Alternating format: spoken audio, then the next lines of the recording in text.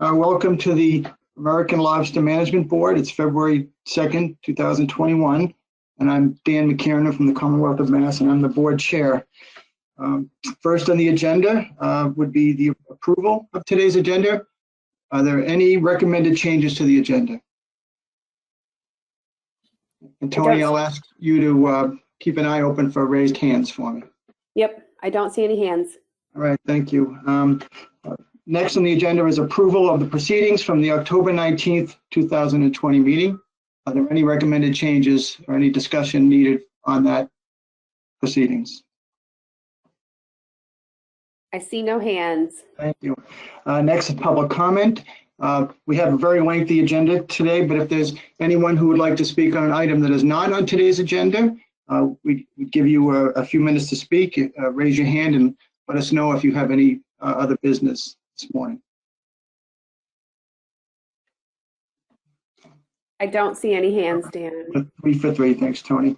All right, so welcome everyone. So obviously today's meeting is going to be very much heavy on recent federal actions and issues that are before the states as a result of a lot of ongoing federal activities, especially this large whale take reduction plan. That's the first thing on the agenda this morning. We all know that the large whale take reduction team met almost 2 years ago, and we're very busy working with our federal partners, especially back in my home state, as we deal with devising regulations, proposed regulations to address the risk of entanglement with northern right whales in the crab and lobster trap fisheries. So today we have a presentation from Jen Anderson to examine the proposed rule and take some clarifying questions on that. So why don't we get right to that? I'm sure her presentation is going to be very enlightening.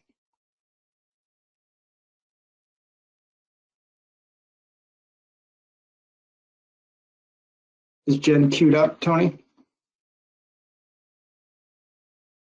Yes. So, but all right, let me just I think she got booted out and it says she's offline. I know she said she might lose power. Okay, I think we're good. Can you guys hear me? Yep, gotcha, Jen. Welcome, Jen. Good morning. Can't tell if I'm getting through. You're getting through, Jen.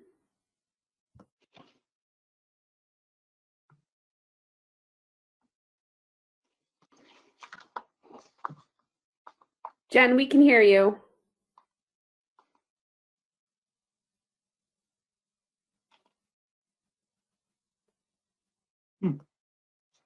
Dan, can you hear me? I can, yes, Tony. Okay.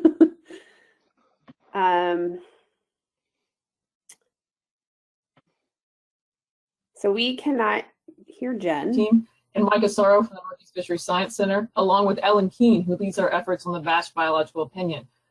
So when we get to the Q&A process, they should be able to chime in and hopefully get us over the hump. I do have a pretty good storm going, so if I drop you guys, I'll do everything I can to jump back on as quickly as possible. My Wi-Fi is a little intermittent this morning. So next slide, please. So as I mentioned, we're going to be doing the take reduction plan overview and the Section 7 consultation overview. Just to give a sort of roadmap of how it'll go, I'll provide a brief recap of the measures being proposed in the proposed modification to the Atlantic Large Whale Take Reduction Plan. The proposed rule and the draft environmental impact statement were released for review and public comment on December 31st. The purpose of the Atlantic Large Whale Take Reduction Plan is to reduce the impacts of incidental injuries and deaths in commercial fisheries on North Atlantic right whales, humpback, and fin whales. However, modifications of the plan over the years have been focused on reducing serious injuries and mortalities for right whales, which is the most endangered of the Atlantic large whales. The scope of the current action is focused on the Northeast American lobster and Jonah crab trap pot fisheries in state and federal waters. I'll also be discussing the draft batch biological fisheries opinion. Section 7 of the Endangered Species Act requires federal agencies to ensure that any action taken by a federal agency is not likely to jeopardize the continued existence of listed species or destroy or adversely modify critical habitat. Today's presentation is intended to provide an overview to help you review and provide input on the draft opinion, which is due by February 19th, so just a few weeks out. As I'll review, this consultation considers federal waters, fisheries in the Greater Atlantic region under the Magnuson-Stevens and Atlantic Coastal Act. Next slide, please. So that's just an overview. We're kicking off first with the environmental impact statement and the proposed rule. So next slide, please. First, just a little bit of history on the rulemaking process. The take reduction team had started meeting back in 2008, but didn't have a consensus about the level of risk reduction that was needed to achieve the potential biological removal and uncertainty regarding how to compare risk reduction proposals.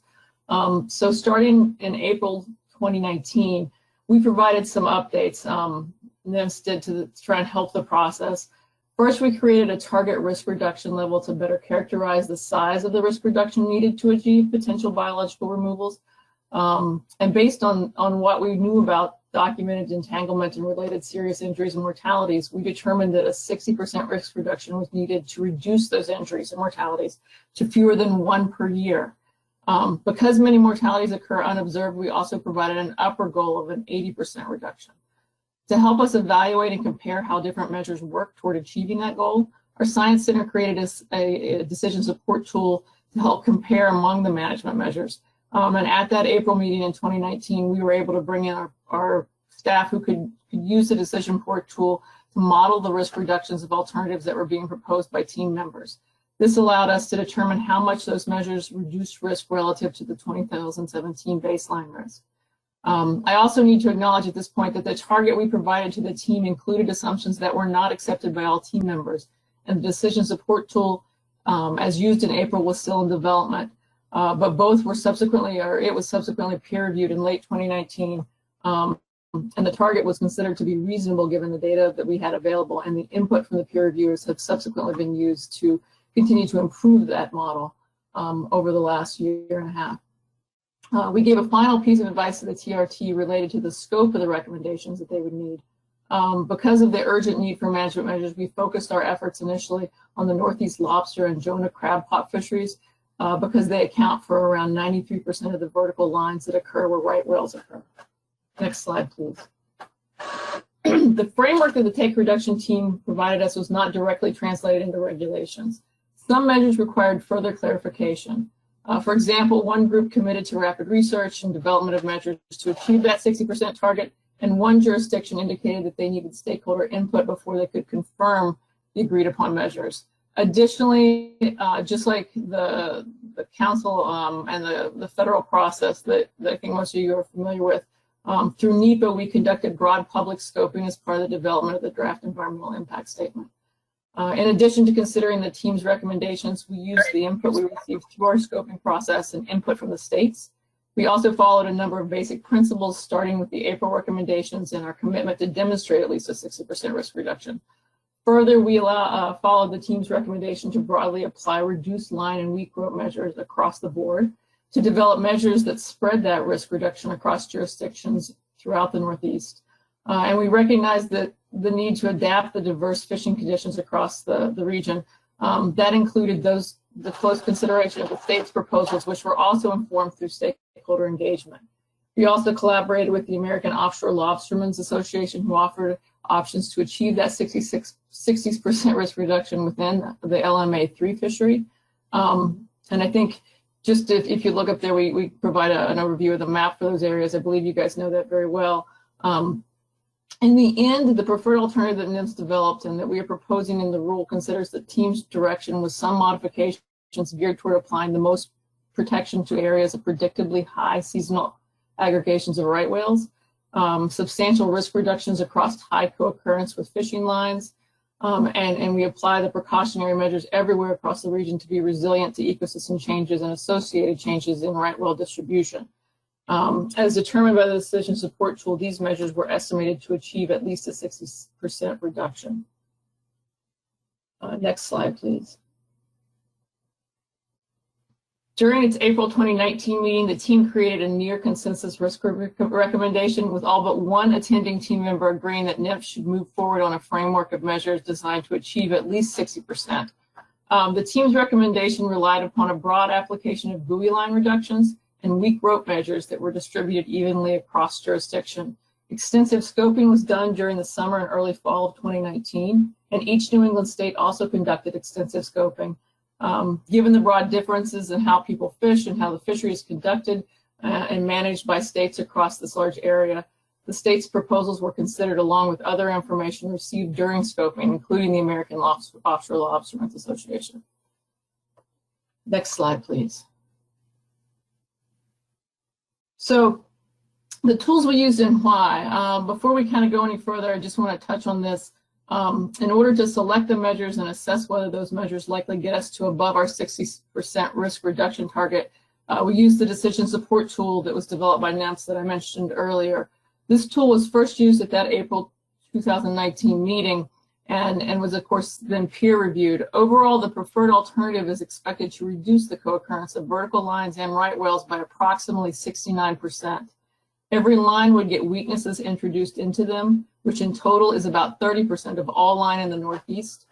The baseline map on the left shows areas of co-occurrence according to current measures, where darker colors correlate to the higher co-occurrence, so the dark red up there.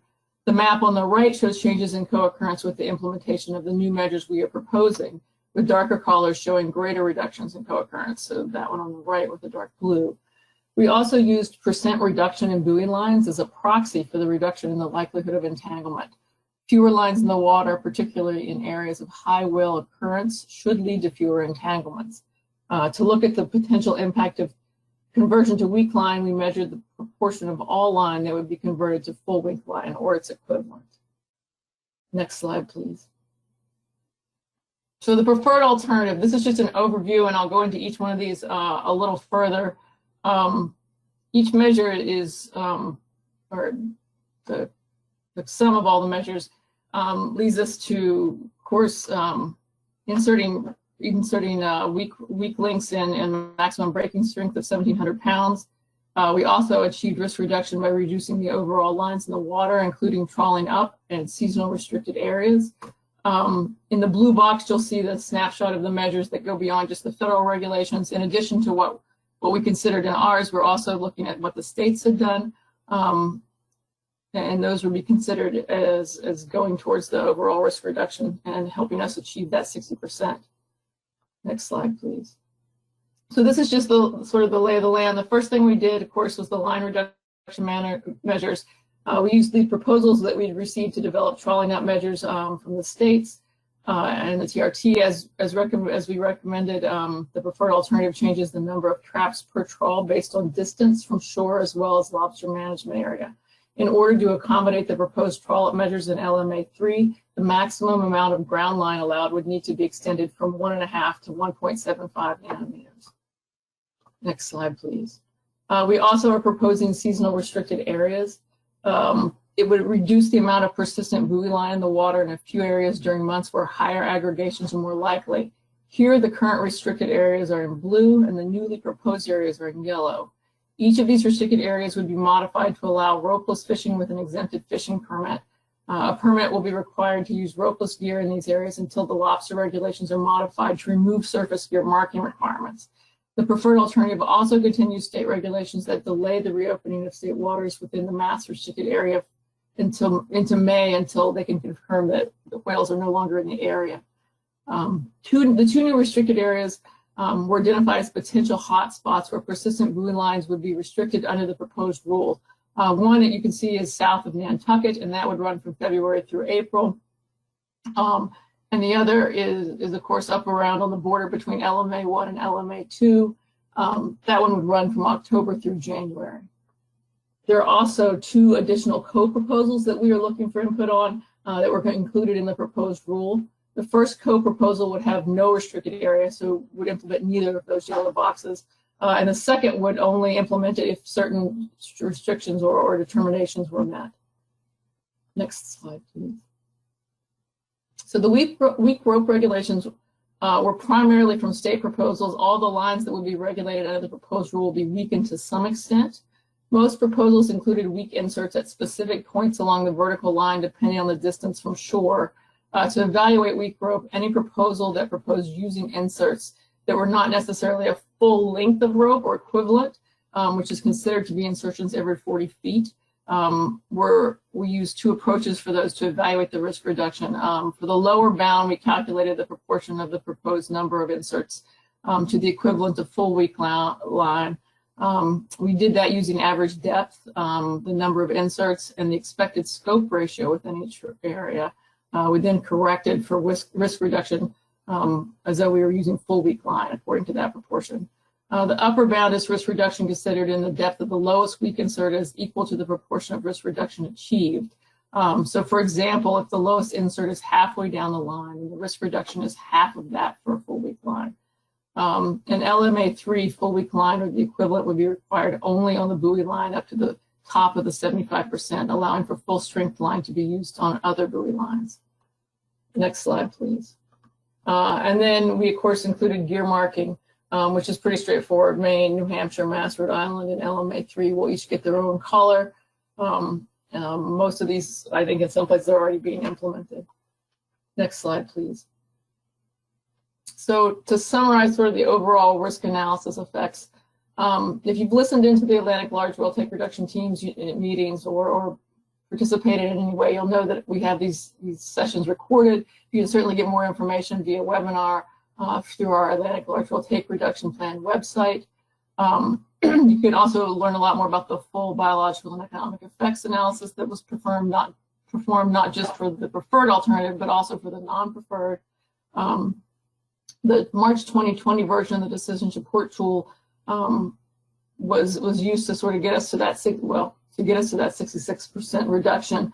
And although we use that, we also use a co-occurrence model to help assess the impacts in the DEIS. That was done because at the time we were formulating everything, the decision support tool was still undergoing peer review, and our analysis wasn't quite ready for both. We wanted to make sure that we had something to sort of benchmark against.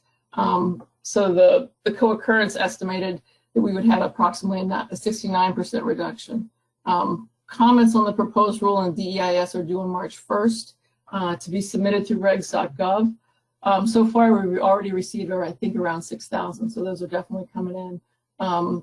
Around 300 attendees have attended our listening sessions so far, and we'll be kicking off public scoping meetings in the coming days. Next slide, please.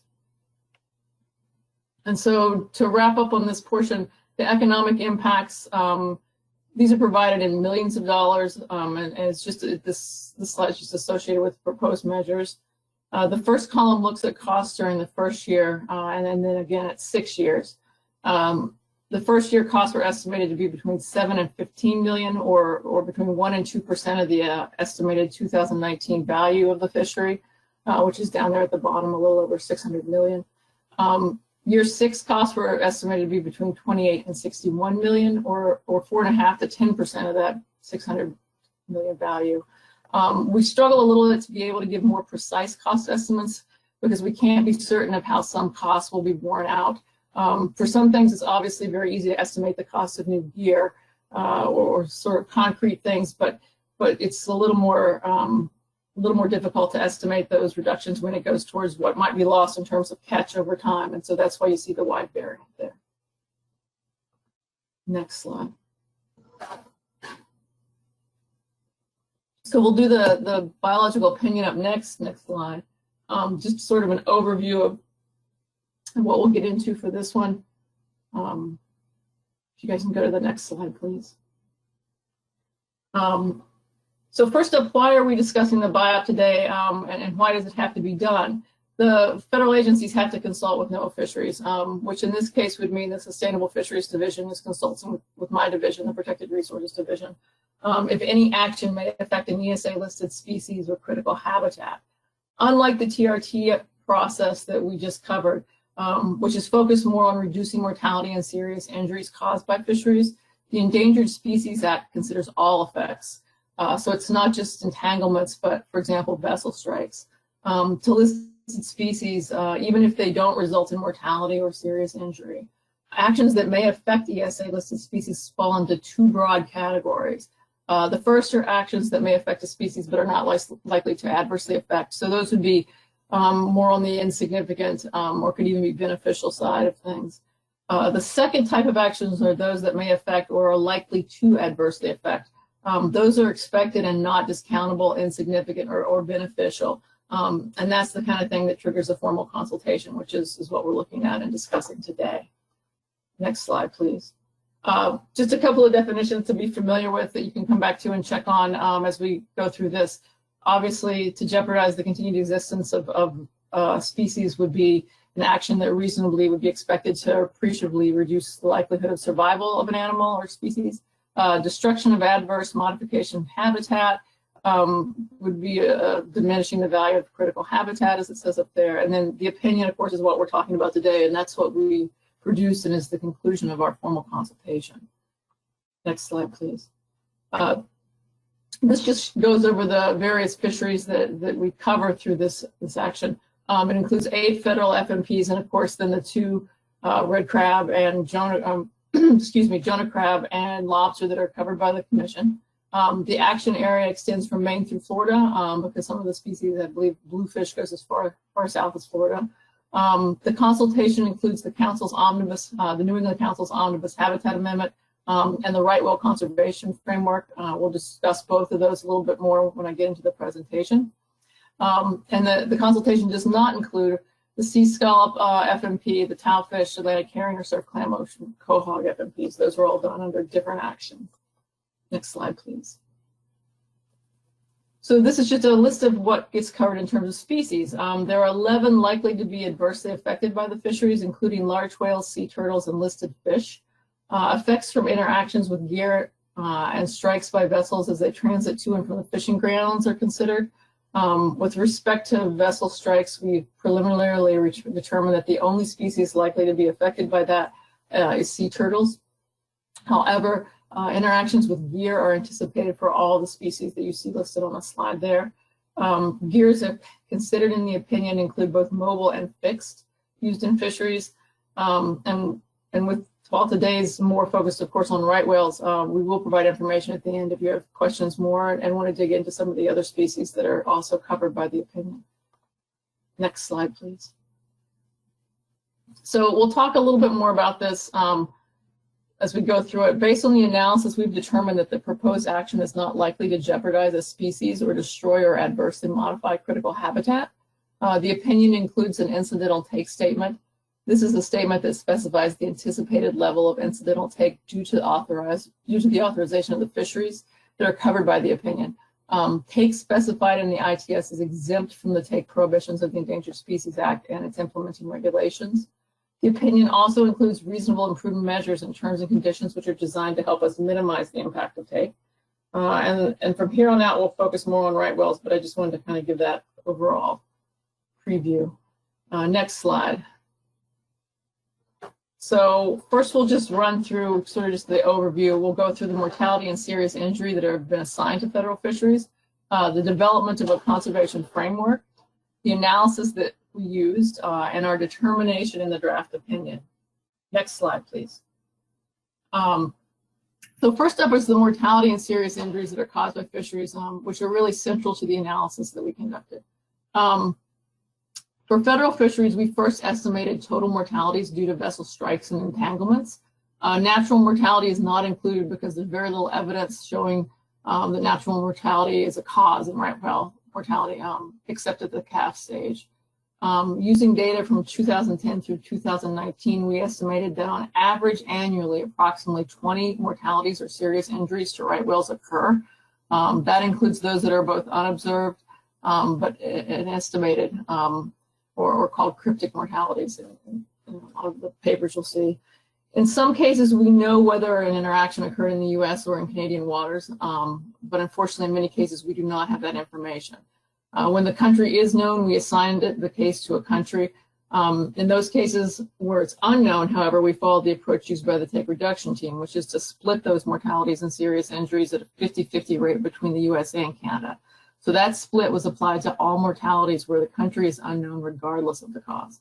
Based on this, we estimated that 45%, or approximately 9 right whale mortalities or serious injuries, are occurring each year in U.S. waters. It's important to note that the interactions in Canada are also considered in this opinion, and provide some context of how our analysis was conducted. We'll jump into that a little bit in the next slides. So next slide, just to look briefly at the serious injuries and mortalities. As I mentioned in the last, there are 2 pieces of information that we need to attribute to mortalities and serious injuries in the U.S. These are the cause of the mortality and the injury and where it occurred. Like I said, when both are available, that's pretty straightforward. However, since it's often not available, and we don't know where the incident occurred, we've had to divide them evenly between the U.S. and Canada, following the TRT's approach. When we do not know the cause, like when a carcass is not recovered, or we can see the carcass but we can't get any gear, or it's so decomposed we just don't know what happened, we use the entanglement to vessel strike ratio from cases with a known cause. So in those cases, we assign 74% to entanglements. And for the various categories, this results in 37 to 74% of the cases with missing information being assigned to entanglements in the U.S. And that's that last column there on the slide. Next slide, please. And finally, we have to apportion those mortalities in U.S. waters between the state and federal fisheries. So that's necessary because the biological opinion is assessing the effects of the fisheries when fishing in federal waters only. So in this part of the analysis, we assume that the low number of gillnet interactions occurred in federal waters, as we do not have information available to partition that between federal and state waters. For the pot trap fisheries, however, we use the decision support tool to estimate risk. Given that the vast majority of vertical lines, greater than 99%, in the action area are pot trap lines, we assume that entanglements in U.S. waters and gear that could not be identified occurred in pot trap gear. The decision support tool indicates that 73% of the risk is in federal waters. Therefore, we've assigned 73% of the entanglements to the federal fisheries. This gives us an estimate of almost 5 right whales per year suffering mortalities or serious injuries in U.S. federal fisheries. Next slide, please. So as I mentioned earlier, the analysis here considers all effects, and therefore we needed to estimate the total number of entanglements that occur, not just those from serious injuries, but also from non-lethal entanglements, which are called sublethal effects. And those are the kind of effects that can reduce an animal's health, including its reproductive ability. So to estimate those total entanglements, we use scarring rates from a 2019 study that the New England Aquarium conducted. That study estimates that 30% of the population is entangled each year. And although that's not broken out by country by the New England Aquarium, we applied that 50-50 split and then further split that rate down between state and federal waters, which resulted in an approximate estimate of 11% of the population being entangled in federal waters each year. Next slide, please. So given the mortality and serious injury numbers that I've run through, we realized when we looked at this that we needed reductions in mortality and serious injury that went beyond what was being implemented by the take reduction team rule that I discussed earlier in this presentation, in order to ensure that the federal fisheries were not likely to jeopardize the recovery of right whales. To determine the level of reduction that was necessary, we projected the female population over 50 years, with reductions in mortality and serious injuries ranging from 0 to 100%. So we just ran a series of models, or ran our model through a series of applications. At the time of the analysis, the available data on mortality and serious injury was through 2018, and we had not received any right whale population estimates updates. So using that information, we determined that a 95% reduction at year 10 was needed to put the population on a similar trajectory to the trajectory that would occur in the absence of federal fisheries. So we began to develop a conservation framework which outlines the reductions needed and our approach for achieving those targets. Next slide, please. So the framework is basically a phased approach, and it lays out how we intend or ways that we can achieve the responsive and be, get to the point where we kind of get past the terrible situation that we've predicted out here. We first want to note that subsequent to determining an additional 95% reduction in mortality and serious injury was needed, data in 2019 became available. So we were able to update it, and we reran those predictions. So some new information got factored in, and that's what's out in the batch biological opinion that you can comment on now. Based on that, we concluded that a reduction in mortality and serious injury had to be at 95%, so it didn't change much. However, we did adjust the implementation process for the framework. Next slide, please. So the conservation framework outlines our commitment to implement measures necessary for the recovery of right whales. The framework is specific to reductions in mortality and serious injury in the fisheries in the opinion. That is the fixed gear fisheries in federal waters. It does not apply to state waters. The phased approach describes flexibility and adaptability. We really want to be able to consider new information and make adjustments as appropriate throughout the management course for this. In addition, the conservation framework does not specify measures that will be implemented. This should allow us to consider input from our partners, ongoing advances in technology, new information on the distribution and co-occurrence of whales, and any other reductions in mortality or serious injury from other sources, among other factors. Given the limited time the Canadian measures have been in effect, as well as annual changes to the Canadian measures and sort of the dynamic nature of them, we've been unable to assess the benefit of those at this time. However, the framework takes a conservative approach and assumes no benefit from Canadian measures right now, but we do think that using adaptive management over time, we should be able to better inform our analysis of how things are going in Canada, and we hope to be able to apply those measures to our modeling and take more credit for the reductions in risk. Next slide, please. So the framework, as I mentioned, is intended to be adaptable. We broke it into 4 phases. The first is the current take reduction team rulemaking that's underway right now. The second would address the mortality and serious injury in gillnet and other pot trap gear. And then in the third and fourth phases, we would require reductions in fixed gear fisheries in federal waters, and those would be in any of the fixed gear fisheries, not limited to trap pots. After the implementation of phase 3, we will take a complete and comprehensive evaluation, including developing new population projections based on the information available at that time. This will include actions under other FMPs or through the TRT and how they continue to contribute to the goals of the framework. Next slide, please. During those evaluations, we'll assess any new information on the population and the distribution, calving and survival rates, threats, changes to the fisheries, and how we apportion mortality or serious injuries to cause and country. Year mark,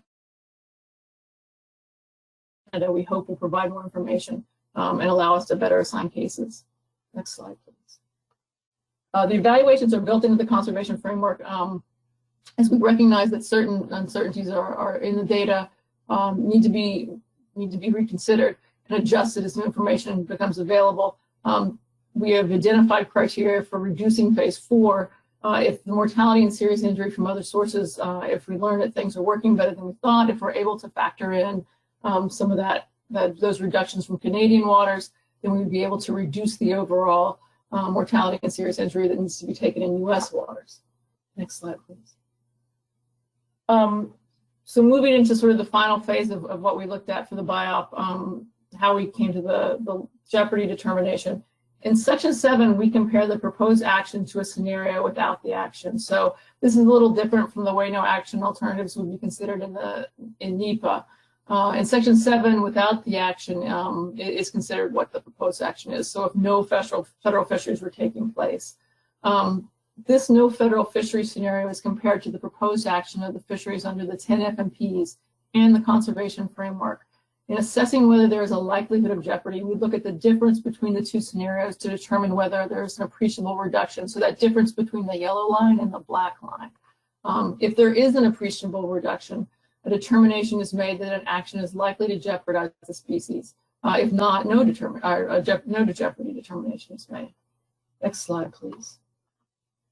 To assess the likelihood of jeopardy, we use both quantitative and qualitative analysis. Using the survival and calving data from our 2010 to 2019 timeframe, we projected the female population over the next 50 years. We used the 2010 to 2019 time period because we felt it was the most appropriate given the regime change that occurred in 2010 when the whales started to move looking for food and the food shifted further north. We believe that's just the most reflective of what the survival and calving rates are going to be going forward in the future. Under both the no federal fishery and the proposed action scenarios, the population is declining, as you can see there with the red line on the no federal fisheries and the blue on the proposed action.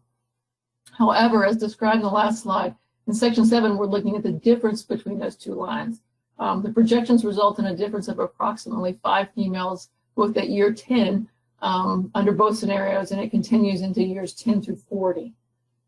Next slide, please. So we evaluated the proposed action qualitatively, in addition to looking at the quantitative measures. We also looked at sublethal effects that we would expect to be reduced with the conservation framework. And although we couldn't quantify those to the degree with which serious injury and mortality was quantified, we could qualitatively evaluate it and determine that reductions in sublethal effects from entanglement would improve the trajectories of the previous slide. So in other words, we would see a benefit, hopefully, to the animal's health and from fewer entanglements. As phases 3 and 4 will likely require significant reductions in the co-occurrence of vertical lines in whales, we expect the benefits from reducing sublethal effects to be higher with the implementation of those phases. So that should certainly be positive. We also determined that interactions in federal fisheries are not expected to reduce the genetic diversity or result in genetic bottlenecks. Next slide, please. Oh, sorry. Yeah. Next slide. So just ultimately sort of repeat the determination that I mentioned above. Based on our analysis, which includes the conservation framework, we determined that the proposed action would not appreciably reduce the likelihood of survival and recovery of North Atlantic right whales compared to the no action. Next slide, please. And last but not least, sort of just an add-on, it doesn't easily fit into our analysis, as I mentioned, the Canadian impacts. We know that they are doing things that are positive, and we have a good working relationship with Canada. We're continuing to try and make inroads there and incorporating the measures that they are taking into our analysis, and we anticipate that we will be able to do that in the future. So just a note that that's ongoing and is one of the things we're working towards. Next slide, please. It's just the information we can reach. You can click to get more information about the actual documents I've discussed today, but also the points for commenting through regs.gov for the take reduction team action, or the email feedback for the fisheries buyout. And with that, I'll stop and we can take questions. Thank you, Jen. That was an amazing presentation. Are there any questions at this time from members of the board?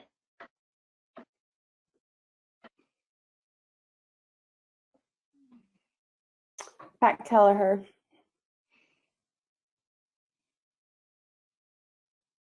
Pat? Can you hear me now? I think I've got it. Yep. The joys of webinars. Mr. Chairman, I've got comments and questions on both the rule and the BIOP. Do you want to stay focused on one or the other right now, or is it all right to just go into all of them?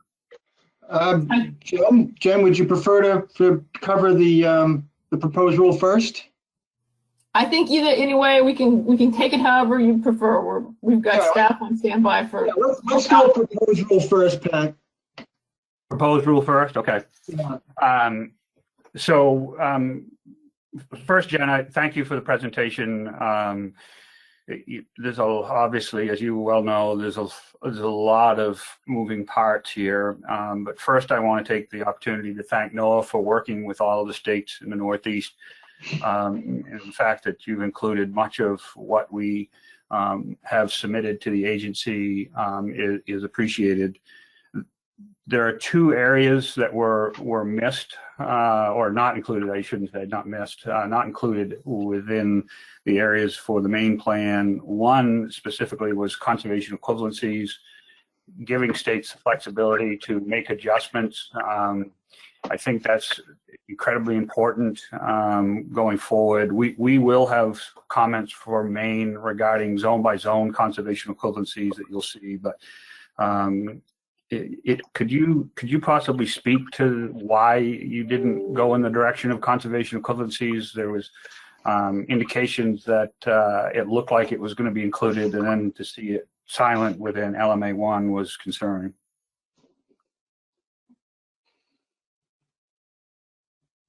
Thanks, Pat. I think I'm going to see if Colleen Coogan can speak to that. I know we did discuss it, but I don't have the detail level that she does.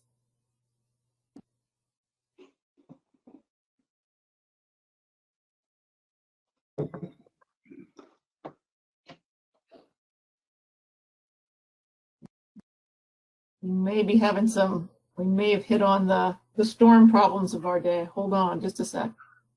Colleen, you just have to unmute yourself. And if you're having trouble with that, then raise your hand and I can double check your sound. I think you're listed under Colleen Bouffard in the... Yeah, Colleen. No, I think that she's on the webinar. She is on her phone, called in because of storm issues today. So I think she can't for some reason. She's unmuted her phone, but she's telling me she can't, for whatever reason. It's not unmuting her on the system, I guess. I just need to try to find her here. I don't. Caitlin, do you see her? She's down Tony, as we could come back to it, Tony, if she's able to join later. I think it's, the joys of a webinar. Even we have these type of troubles with webinars. If we were flying, we would all be stuck in an airport. So yeah, I'm certainly happy to come back to that if possible. Okay. And then I think just the last comment, just a comment on the trawling up scenarios for 8 traps and not being able to, the concerns about fishing 4 traps with a single end line. In many cases, those are safety requirements. Fishermen are fishing in areas where, due to vessel size or bottom type, fishing 8s for those type of vessels becomes a safety issue. So no need to comment. I'm not looking for an answer, but just want to stress that whenever we can take vessel safety into consideration, it's important, and we'll make further comments on that within our state comments that'll be submitted prior to the deadline. Okay. I'll withhold the rest of my questions and comments for the buyout discussion. Thank you, Pat. Jen, as chairman, but also as the Mass DMF director, I also have a comment and a question. I'd like to also thank the NIMS staff, especially at the Science Center and at Garfo, for being very responsive to my agency's request for multiple runs of the risk reduction model in order for us to finalize some proposals. The staff was extremely responsive, sometimes responding to us within 24 hours, really close to the holidays. I did have one clarifying question, and I'm not sure which slide it was that you showed, but it was an estimate of the number of entanglements that occurred each year and an attribution of the entanglements to federal versus state waters, where you said that you estimate 30% are entangled each year, 11% were entangled in federal waters, and when I guess that leaves 4% have been entangled in state waters. I guess my question is that based on the co-occurrence model, or was that just an assignment of those extra entanglements to the presence of vertical lines? And I guess I'll reveal my real question is, I'm surprised that even though I know there's a lot more vertical lines in state waters, I didn't think there were as many whales up against the shoreline. So if you could comment on that, that would be really helpful.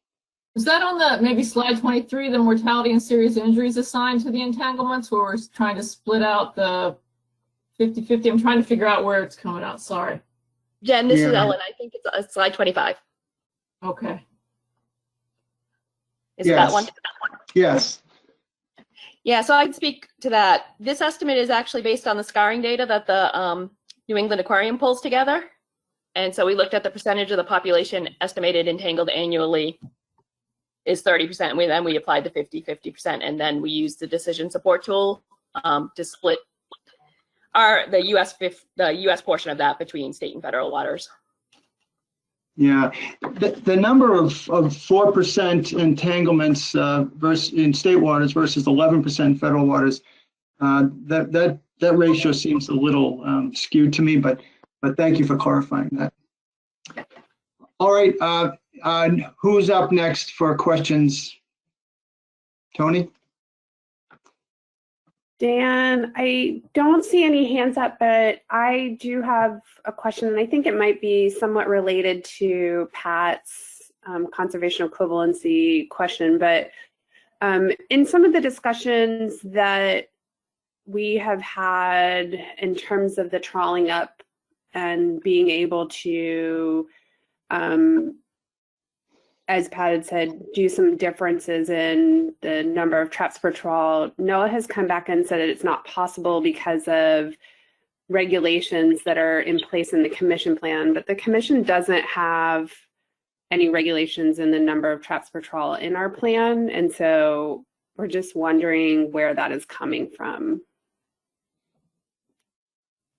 I think we had not indicated, I think my understanding was we had not said it was certainly that it wasn't possible, but rather that we wanted to ensure we had the support or ideally would like the support of the commission. I think GC might have to speak more to the analytics of how we would get there from a rulemaking perspective, but we would certainly be open to working with the commission. We were primarily focused on how we'd have to come together to change the lobster regulations and wouldn't take that course on our own. I guess, Jen, my question is, if it's a regulation that's in the rule that comes out, how is that regulation any different than any other regulation that comes out of the rule? And I see that Chip has his hand up, so maybe he would be, I don't know if you want me to go to Chip or if you want to answer. Yeah, go ahead, Tony. Go ahead, Tony. Hold on. Chip, if you put your hand back up, I need to find you again. You put it down. There we go. You're unmuted now, Chip. Hi, everybody. Tony, can you hear me? Yes, Chip. So if I don't cut out, I'm experiencing those same wintry conditions.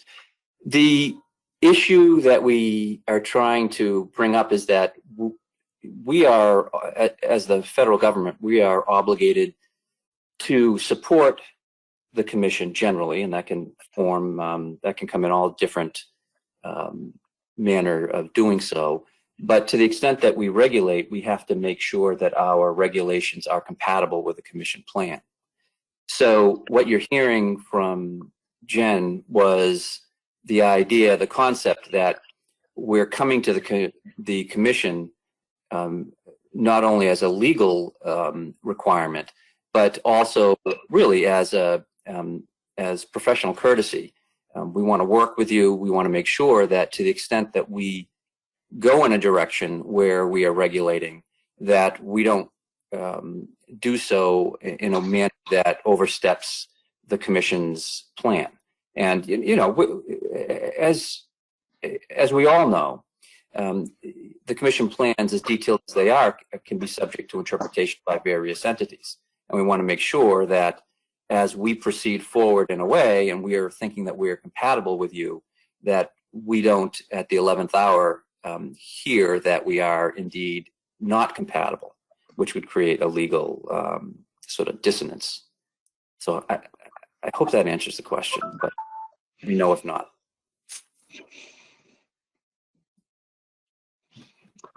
Tony, you good? Chip, I guess I'll follow up with you later. I just don't see how it's different than any other regulation that's in the take reduction plan. So we can follow up later. I get the point I was making is that it's not. When we regulate, we make sure that we check in with the commission to ensure that we are acting in a manner that's compatible. Hypothetically, we could act without checking in with the commission, but we run the risk. Okay, thanks.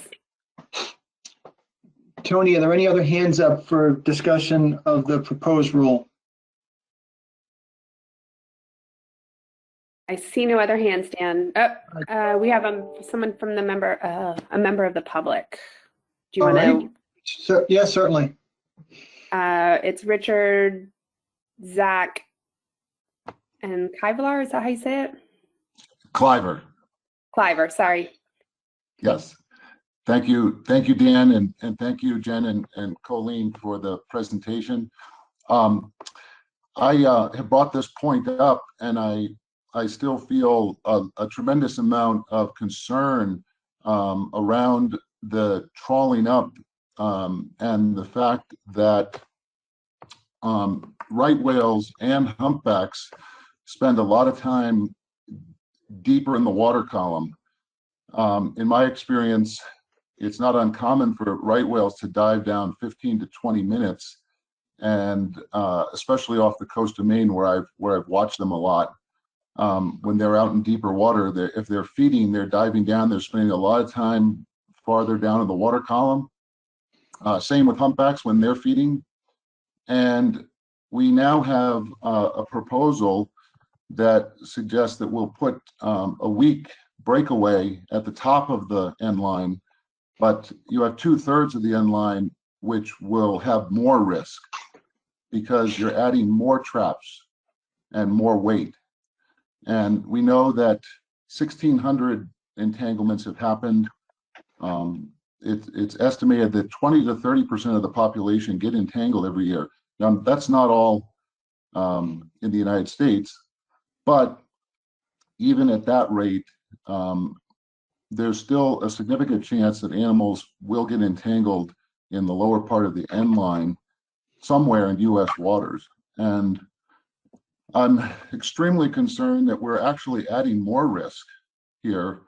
I'm afraid that we're going to ask the industry, the states, and all the fishermen that have so much concern over this to change the way they fish, and then at the end of the day, we're not going to get where we want to go.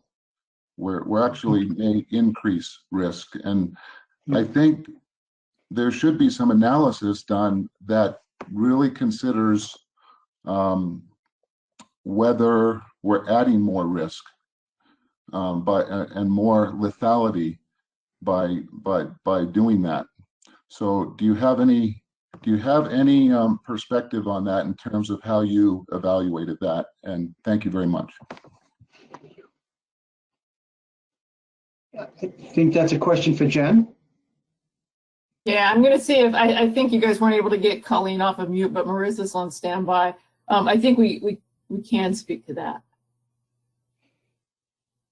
Tony, I think Marissa raised her hand, if you can see it. She has not raised her hand yet. Marissa, your hand is raised when the red arrow is pointing down. There we go. All right, Marissa, go ahead. You have to unmute yourself first. Hi, I'll take a stab at that. So in terms of increasing lethality, I don't think we have a lot of evidence that over a certain trap trawl size, that it increases too much. So I think one of the trawl lengths that has been thrown out there is about 20. So over about 20, it might just be similar. But that's also why we incorporated weak points to add in another level of precaution. So if there's a lot more weight at the bottom of the line, there's some evidence that could help break the line with that high tension. What was the other portion of your question?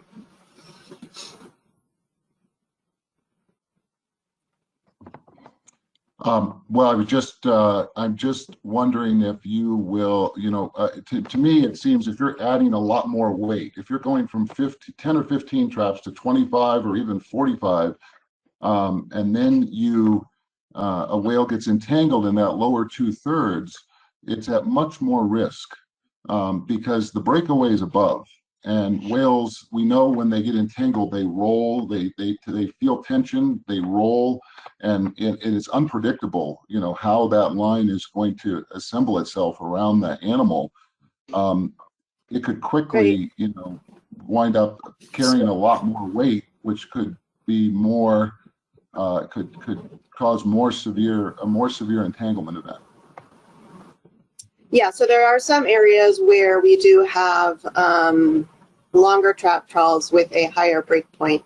In LMA 3, the weak line actually goes down to 75%. So there is a little extra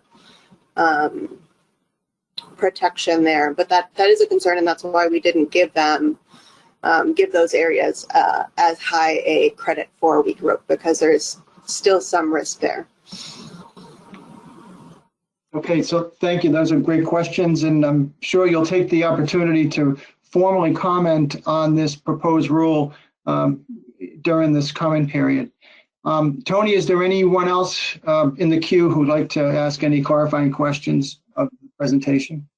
We have two additional members of the public. One is Jim Fletcher, and the second is Ruth Pelletier. All right, go ahead, Jim Fletcher.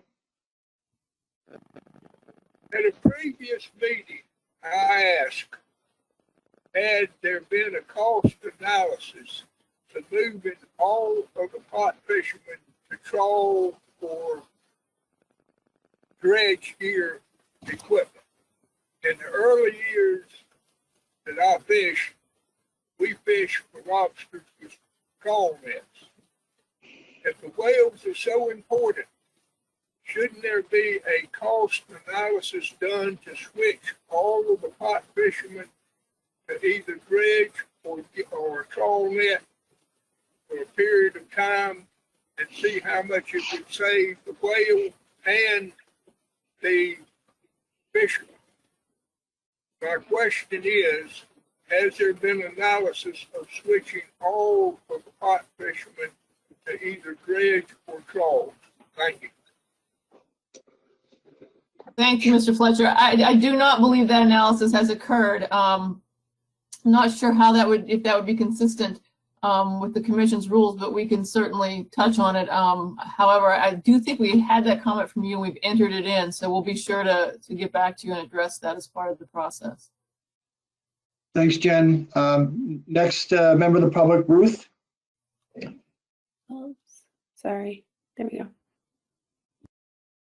Hi, so I'm a marine science student at the University of New England, and I was just curious about the increased risk of ghost traps and pollution from this Protection Act. Okay, so go ahead, Jen. Oh, no, I was going to say thank you. Meaning concerns that the weaker rope might cause gear to break away and get left out there? Yes. Okay. I don't know that we have evidence to suggest that's a concern. We did discuss it a little bit in the DEIS. We don't know that it's anything worse than, no evidence, I guess, to suggest it would be worse than what we already experienced. I think that if they, if fishermen lose pots, if they lose lines, they clearly want to get that back because there's a cost associated with it. It's pretty common for them to grapple the gear and try to recover it. So we would expect that to continue.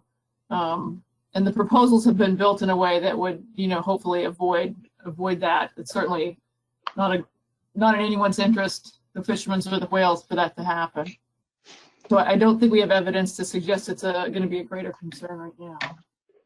Thanks, Jen. Thank you. I appreciate that.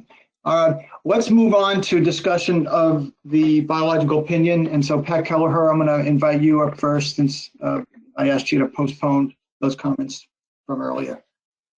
Thank you, Mr. Chairman. Jen, my first quick question around the BIOP. I mean, you stated it's focused on the federal water fisheries, but is the agency expecting all the states to develop incidental take permits at this point in time? No, I don't believe that we are. As you know, we've been working with the state of Maine and with Massachusetts as some of the legal issues have come forward. But that is not something we are anticipating. Okay, thank you. I appreciate that. And a follow-up comment, Mr. Chairman? Yep, go ahead, Pat.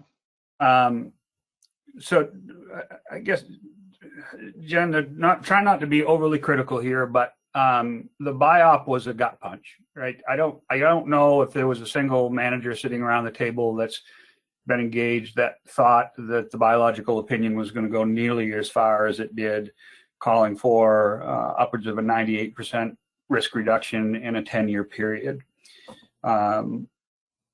What you're asking us to do is to reinvent the lobster fishery, if not all of the fisheries in the at least in the Northeast, at a cost of hundreds and hundreds of millions of dollars. And I'm not sure how we come out the other side of this. I mean, this is the single most valuable species by commercial landings in the country, and the agency has got the crosshairs directly on it. I don't know why the agency just didn't say you need to be fishing ropeless in 10 years, because it sounds like that's what the result is. And then further compounding my sleepless nights here is we now have the United States bearing the burden of the actions of another country, in this case, Canada. They have a direct impact on risk reductions, and as such have a direct impact on our fisheries and the fish survival of our fisheries in the United States. You said, I think you classified the conversations with Canada as productive and meaningful. We don't know that, though. All we know is that there is consultation. The states need to be brought into those conversations. We need to be at the table with those conversations, and NOAA needs to be ready to make some major changes with the importation rule that it has at its fingertips in order to put pressure on that country. We can't be in a position where our fate, even with closed fisheries, as it says in the BIOP, our fate hinges on Canada, and that's just not a great place to be. Not looking for a response on that. I felt like I needed to put that on the record. Thank you very much, Mr. Chairman. Thank you, Pat. Jen, I have a question for you. I know that the data that went into the analysis obviously is a little bit dated. I wonder if the 14 calf count that we have going on this winter and the much reduced number of carcasses that were detected over the past year gives you any optimism. In terms of personal optimism, absolutely. It's unfortunate we can't, incorporate those numbers. They're not ripe for going into the assessment, but it certainly makes us feel hopeful. I think that, one of the things we leaned on with doing the framework and structuring that the way we did was we are hopeful. We're looking ahead and thinking and certainly hoping that as time goes on, we're going to keep incorporating things and seeing larger calf counts and being able to attribute those and make adjustments that will bring some of those reductions down, or they just won't be as necessary. So yeah, I think that we are overall hopeful that we're on the right track and that we're moving forward in a positive direction, and certainly hoping that as time comes through and we can adjust, we will be able to continue to have these good years and factor that in.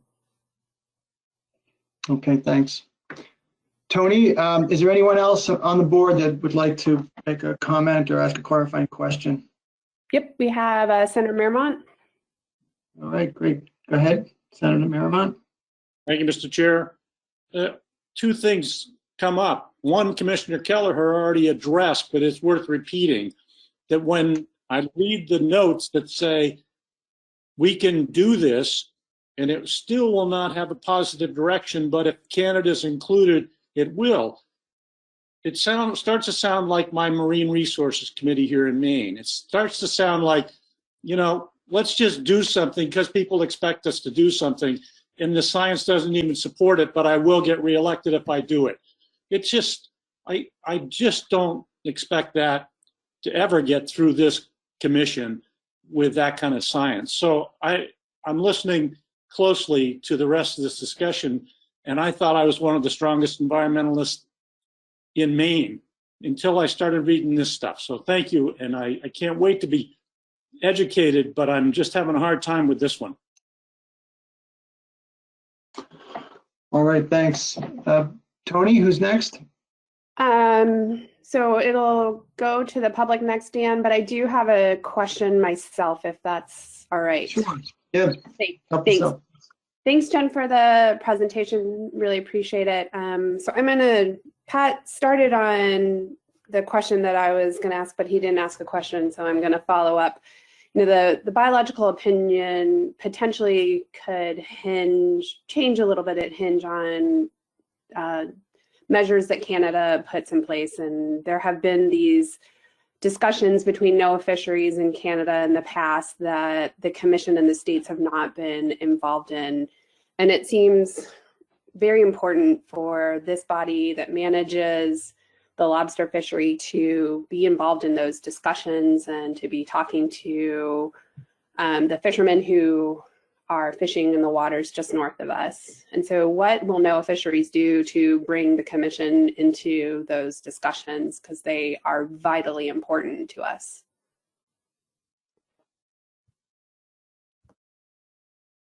So thanks, Tony. I appreciate your question.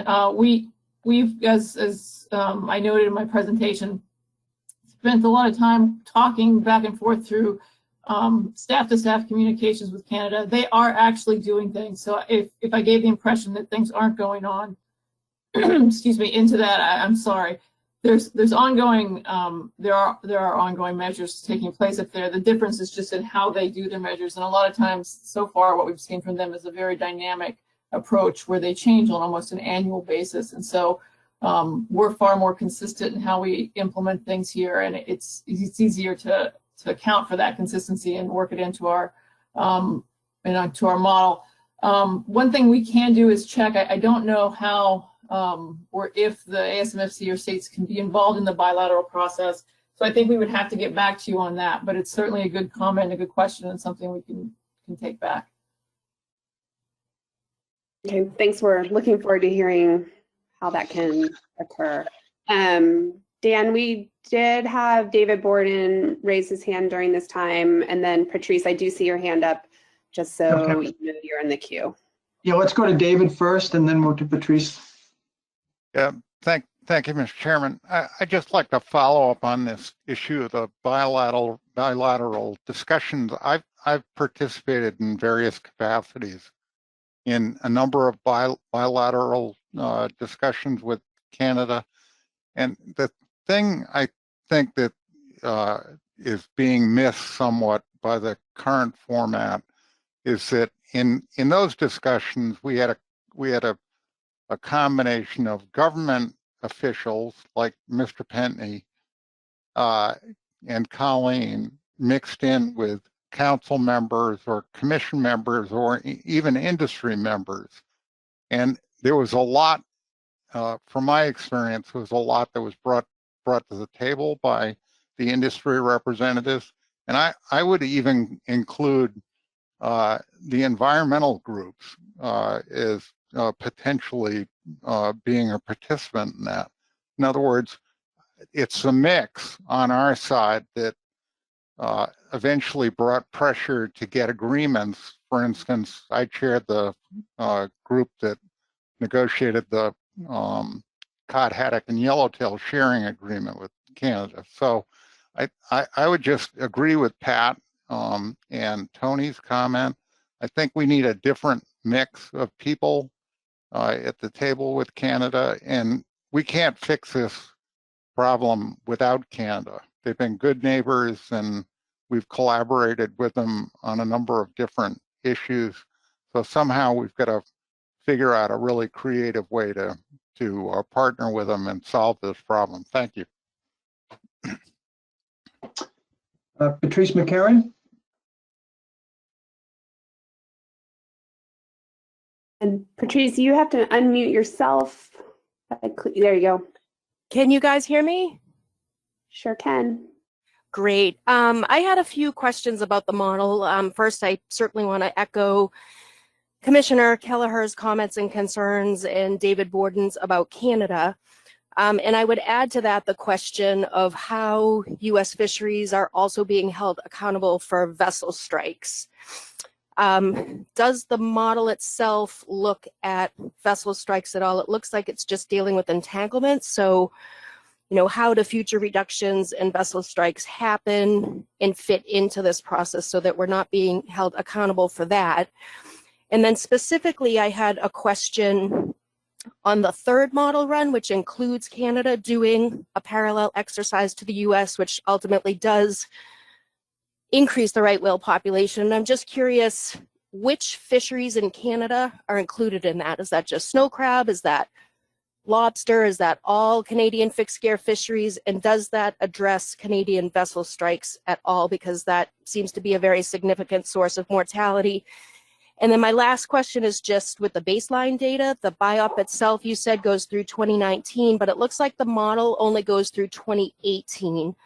And I know we had 10 right whale mortalities in Canada in 2019. And I'm afraid that when you add that year, these scenarios potentially get even worse than they are for us now. So that's my bundle of questions. Thank you. Thanks, Patrice. This is Ellen, and I think take a stab at those. In terms of the first question, with how U.S. fisheries are being held accountable for vessel strikes, in our analysis, we concluded that the fisheries are not likely to adversely affect large whales through vessel strikes. The only species that we found was likely to be adversely affected by vessel strikes was sea turtles.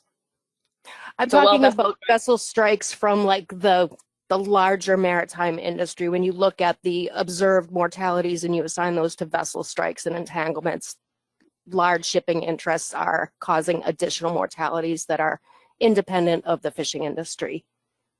You're right. And so those would factor into our analysis in the environmental baseline. And so we considered 2.3 vessel strikes per year in the baseline of the model. So not in terms of what the fishery contributes, but in that overall line. So my question is, clearly you have a plan to reduce our fishery by 98%, which is essentially to eliminate us to solve this problem. How do you get that significant portion of mortality eliminated from the larger maritime vessel industry and not have that full burden lie with the fisheries? Right, so there's, the agency did just finish a review of the vessel strike regulations, and that review is out now. It was released, I think, last week. I would have to check on that.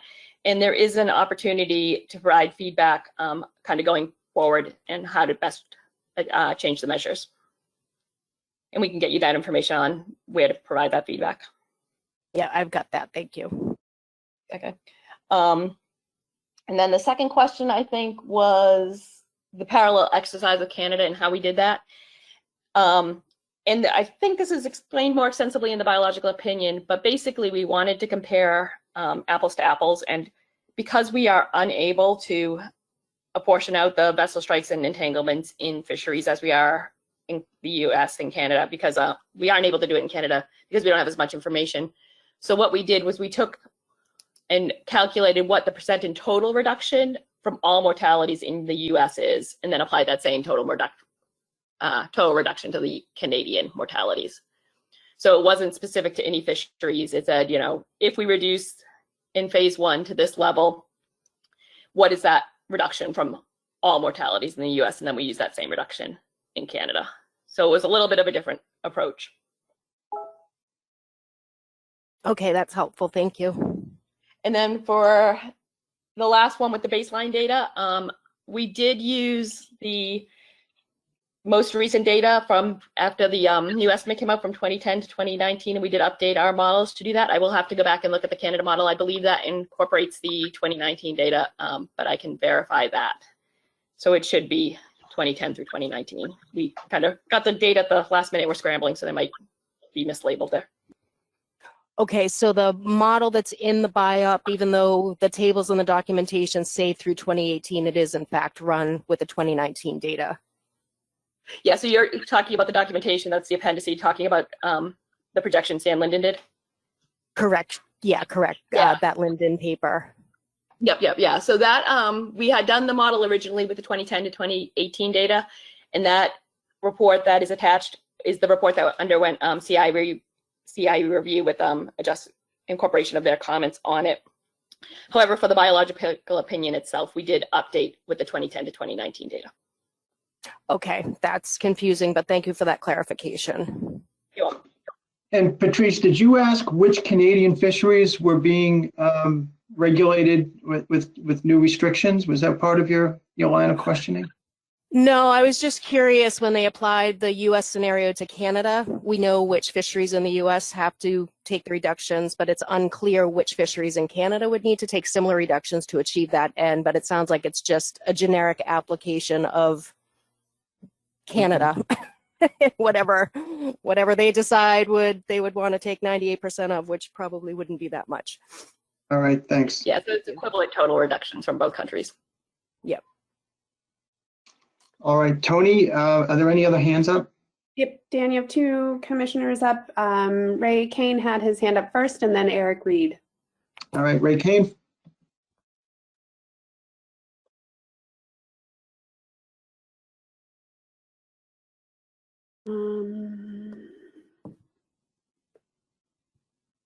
Hold on, Dan. He's muted by the organizer. I'm just going to mute him. All right, Ray, now you can try again.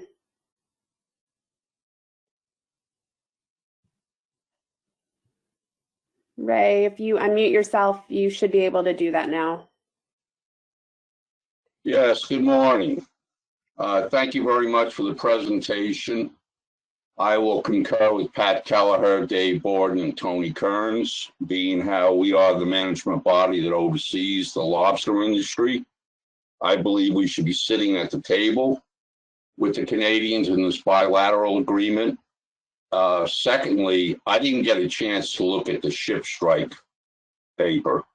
And my question is the cruise line, have they got numbers in that ship strike paper? And I'll do my rationale. Are the cruise lines involved in the ship strike paper?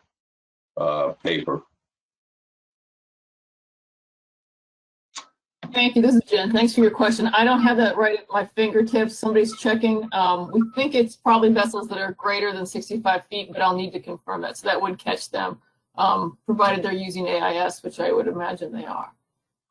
Okay, my rationale in the past 5 to 10 years, we're all aware of the cruise line industry and how it's taken off. They started with the Alaskan summer cruise lines. And I would venture to say, if you look historically at the cruise lines and the increase of cruise line trips through the Bay of Fundy in the summertime, and we all know cruise lines steam at night. Their clientele, their passengers want to be in ports during the day. So you've got a lot of cruise line traffic in the Bay of Fundy, and I think that should be included in that report. And that's all I got to say. Thank you very much. Thank you. Appreciate those comments. All right, Tony, who's up next? We have Eric Reed and then Pat Kelleher. Okay, all right, Eric. Yeah, thank you, Mr. Chairman. I have two questions. One relates to trawling up and one is about noise. Are they fair game at this point? I guess the trawling up would, I don't know that this plan is addressing noise at all, but let's go with your first one. Okay, well, I look at trawling up in a different context. It has to do with gear interactions and ropeless fishing with the trawl fleet. I am concerned about the lack of economic analysis on the mobile gear fleet because it's going to be expensive for us for sure when it comes to ropeless fishing. So we addressed that in New England, but I just wanted to put that out now. And Dan, my question about noise has to do with wind power. The noise generated by pile driving, monopile driving, with equipment that is capable of a hammer strike of somewhere in excess of 4,000 kilojoules really hasn't been analyzed. There's some analysis at 2,500, but we got a lot bigger wind monopiles and a lot bigger pile driving, and I'm concerned that the effect of noise on whales hasn't really been fully analyzed given the capability of the installation equipment now. So those are my two comments or questions. So on Vineyard Wind anyway, that I believe that has been analyzed. I don't have the biological opinion in front of me, but we did complete that and have looked at those issues. I know that as obviously some of the larger wind turbines are going up and there's different styles and things are evolving quickly. So we don't know what that means for future installations, but we have looked at things. And I can get you more information on what our findings were there and circle back. That would be great, Jen. All right, Tony, who's up? Pat Kelleher. Okay, Pat. Mr. Chairman, I know we've had a good discussion, and I don't want to end it if there are other comments, but I do have a motion to consider for the board to consider. All right, go ahead, Pat. I think staff has that motion if they want to put it up. It's got it's a little Dave Pierce-esque in length, so. As long as it fits on the screen, I think you'll be all right. There it is right there. I kept that as the standard to fit on the screen. Thank you, Mr. Chairman. I think it's incredibly important that ASMFC as a body comment on these rules. They are potentially, including, especially the BIOP is potentially economically devastating. So I've crafted this motion for consideration. I would move to recommend to the ISFMP Policy Board that the Commission send letters to NOAA Fisheries with comments on the proposed rule to amend the regulations implementing the Atlantic Large Whale Take Reduction Plan and the draft biological opinion. The letter should include the following. The implementation of the rule in the BIOP should be completed by the end of May to ensure the court does not intervene. The implementation timeline recommendations that address practical start dates, supporting trawl equivalencies such as 8 traps with 2 end lines equals 4 traps with 1 end line, support enforcement and coordination with state agencies, conservation equivalencies that will allow for modifications related to trawl lengths, and specific to the BIOP, a statement that addresses the burden the U.S. fishery would bear could bear based on the actions of Canada. Is there a second? Yes, David Borden. All right. Would you like to speak to the motion, or do you think you've covered it, Pat? I think I've covered it, Mr. Chairman. Pat, I have one question in terms of like the timing and who would complete the task, since the biological opinion comment period closes in less than 3 weeks. Would you be asking for the policy board to review a letter before the end of this meeting week, or to convene separately sometime after the meeting and before the deadline? Yeah, I think we're going to need probably more than this week to finish the letter. So I think the policy board is going to need to reconvene separately. Policy board could consider, since the executive committee meets annually, the policy board could consider allowing that to be kind of the final sign off, as long as it's within line with this. But that's kind of my thinking on that. It's going to take a little bit of time. And would Bob Beal or Tony like to weigh in about the ability for the policy board to approve such a letter? Bob has his hand up, Dan. Oh, Bob, are you there? You go. Yeah, I'm here.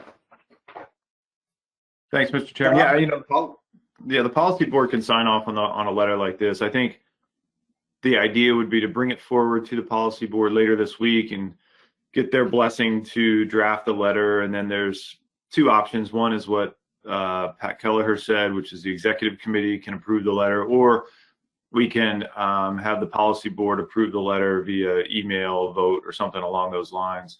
There's a little bit of risk in an email vote if we get into this multiple wordsmithing of a letter over email prior to approval. But we've done that in the past. So I think getting the policy board's agreement to send the letter would be good. And actually, while I'm speaking, the motion refers to letters plural in the first sentence, and then in the second it says the letter singular should include. So we just need to sort out, are we sending one letter, or are we sending one on the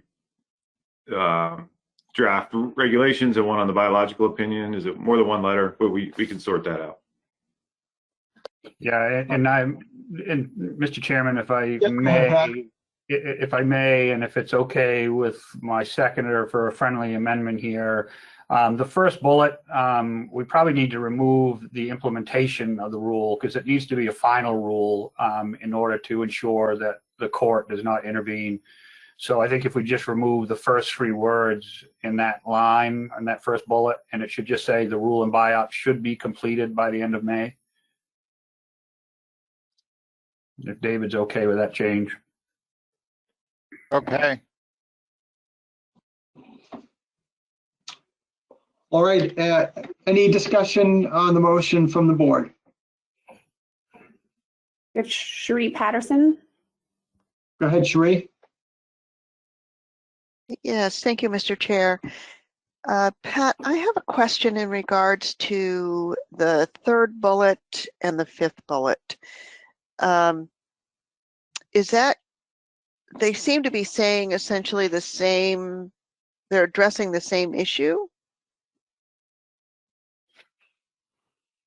I think there could be other areas that equivalencies could be looked at. So I'm looking just for more broader statements on the development of conservation equivalencies. I mean, for the most part, they do focus on trawling up requirements, but as we were drafting this and kind of catching other people's input on it, we ended up with both of those bullets. So I think at the end of the day, when we draft this, we could sort that out in the drafting.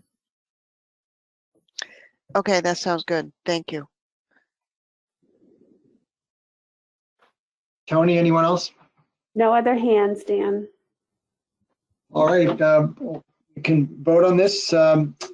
Is there any objection to the motion? And if there is, raise your hand. Otherwise, we'll consider it adopted by consent. Tony, are there any hands up among the board? I assume he's not objecting. He's probably wanting to abstain, but Mike Penny has his hand up. All right. That's correct. Yeah. Very good. All right. Therefore, with 1 abstention, this motion is considered approved. I think that covers all of this. Item number 4. Would the board like to take a 5-minute break before we get into the benchmark assessment and possible action? I would recommend that. Tony, can we take a 5-minute break? Yes, Mr. Chairman. Thank you. Mr. Chairman, this is Jen. I just want to say thank you for having us today. We really appreciate the commission's interest and your time and the good questions and thoughtful input that we received. And just 2 quick reminders, the different cutoff dates. For the feedback on the BIOP, it's February 19th, and the proposed rule in the DEIS go to March 1st. So just as you're formulating your response back to us, to keep those in mind, please. Thank you. All right, we'll reconvene at 10:05, Tony? Or Caitlin? 10:05? Sounds great, Dan. Sorry, I was on mute. Tony, could you maybe place a slide up on the screen? Yep, thank We'll you. do that.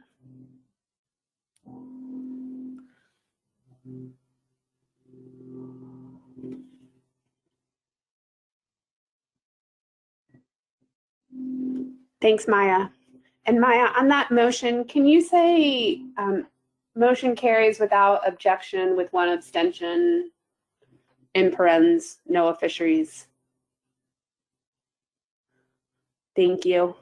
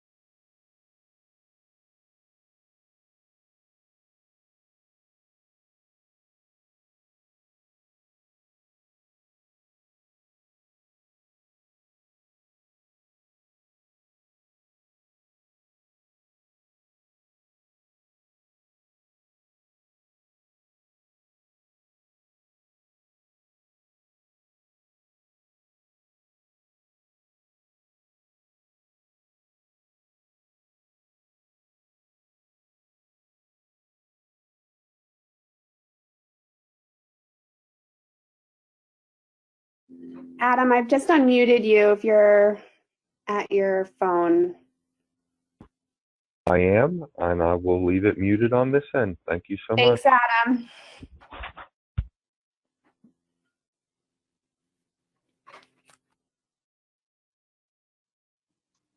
Tony, are we ready to resume? Ready to go, I think. I'm ready. Anyway.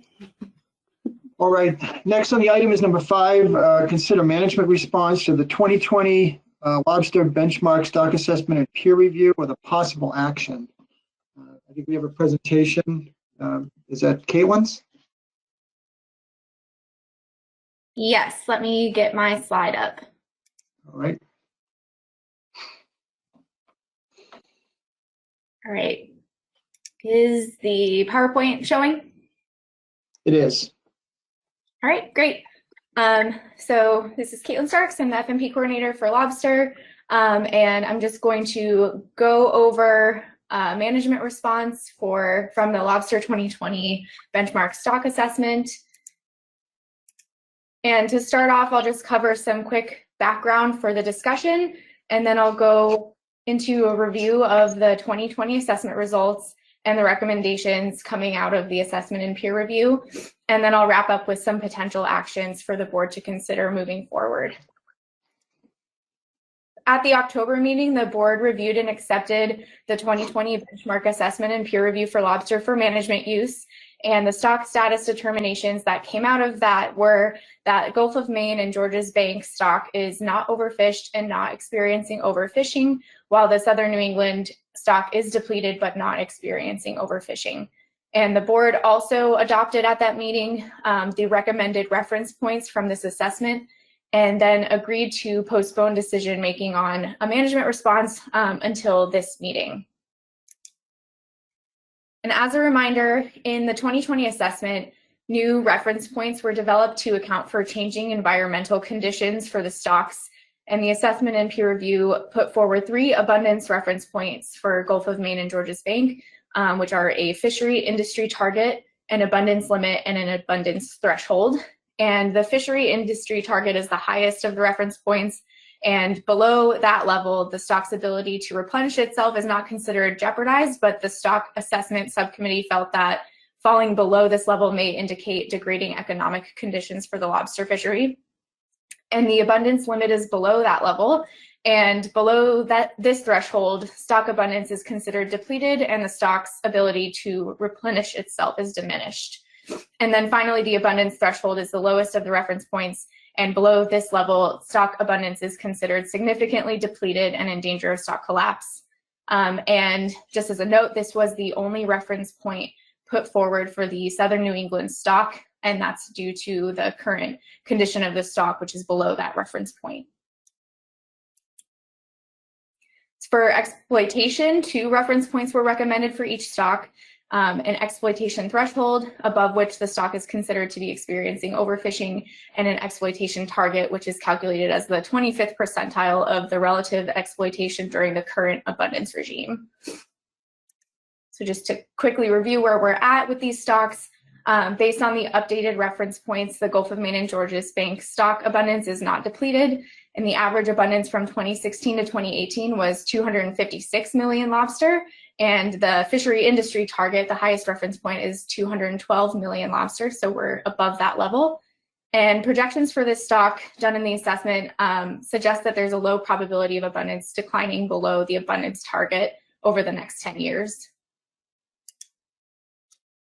The average exploitation for Gulf of Maine and Georges Bank from 2016 to 2018 was below the exploitation target, so that means it is not experiencing overfishing. And for Southern New England, based on the updated reference points, the stock abundance is significantly depleted. The average abundance from 2016 to 2018 was 7 million lobster, which is well below the abundance threshold of 20 million lobster. And the stock projections for Southern New England show a low probability of the stock condition changing among the most realistic scenarios that were run. There was a sensitivity analysis conducted for Southern New England, which the board talked about last time, and this shows that in the absence of fishing mortality reference abundance would be projected to increase along with recruit abundance to exceed the maximum abundance for the current regime that has been seen. However, it is noted in the assessment that increases in abundance are likely to be limited because of the projected continuing decline in recruitment. And the average exploitation for Southern New England from 2016 to 2018 was between the exploitation threshold and exploitation target. And that means it's not experiencing overfishing, but exploitation is not considered favorable as it does exceed the target. The assessment and peer review also noted some additional considerations when thinking about the Southern New England stock that I wanted to remind the board of. So first, recruitment indices are indicating that the stock is not rebuilding and it is in recruitment failure. The stock distribution has continued to contract and it's becoming more apparent also in the offshore portion as well as inshore areas. And landings from Southern New England have continued to decline and the time series low was in 2018. Disease prevalence also remains high in Rhode Island and Massachusetts waters, and all 4 of the temperature indicators that were looked at in the assessment are negative, and environmental stress may also be having lethal and sublethal effects. And then lastly, there's evidence that environmental influences have resulted in a decreasing recruitment rate, and as a result, the assessment notes that substantive measures would be necessary to increase adult abundance to improve recruitment success.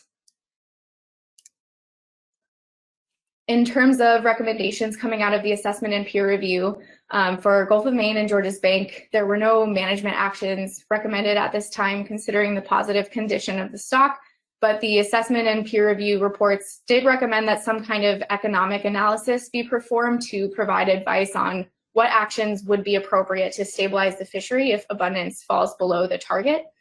And for Southern New England, the reports did not offer specific advice for management measures, but they did state that if stock abundance falls below the abundance threshold, then significant management action such as a moratorium is recommended to halt the decline of abundance and increase reproductive capacity and recruitment to the stock.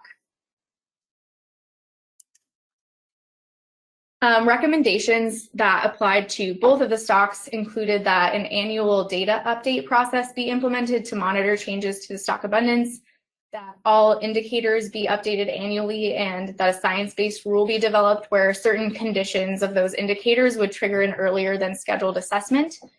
They recommended continued use and exploration of the indicators developed in the assessment to understand the relative merits of indicator-based management and controls.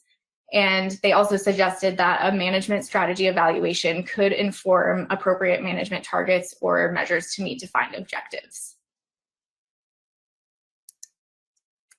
So now I'll transition to talking about some ways forward that the board could consider today.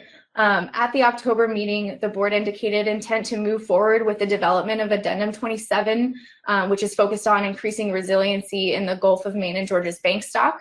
And for this addendum, staff is looking for the board to indicate if they would like the PDT to continue developing the addendum with a focus only on the standardization of measures across LCMAs, which is the direction it was going before it was put on hold due to prioritization of whale issues. And the things that were being considered were things like V-notching regulations, gauge and bent sizes, trap tags for lost traps, and a few others. In terms of standardizing those across the areas. Or if the board is interested, the addendum could also consider incorporating a trigger mechanism where abundance falling below the target level from the reference points would trigger a change to management measures. And based on the assessment recommendations, the appropriate trigger and management measures should be determined through some economic analysis so if the board is interested in developing a trigger such as this, staff can work on providing the board with potential analyses and what information those could provide for consideration at the May meeting. And for Southern New England, today the board could consider initiating a management action to address the depleted status of the stock. The board could also task the technical committee with conducting analyses of some potential management options to get an idea of their projected impacts on the stock And with this route, the technical committee would need very specific direction, such as a range of reductions or a specific set of management measures to be analyzed. And I'll also note that following the 2015 assessment, the technical committee did a lot of work like this, analyzing a number of different changes to management measures and their potential impacts. And the advice from those exercises is largely still applicable under the current stock condition. So it might be worth seeing what the technical committee had already done in terms of impact analysis. And then lastly, the board may want to think about the potential impacts of the impending changes that will be made in the fishery in response to the federal rulemaking on Atlantic large whale take reduction. So with that, I am happy to take any questions, Mr. Chair. Thanks, Kaylin. I guess one question that I would have is, in the seat that I sit in right now as director at Mass DMF, I am kind of overwhelmed with the workload that's facing me and my agency over the next few weeks and months on the large whale plan, and also some litigation that's coming up.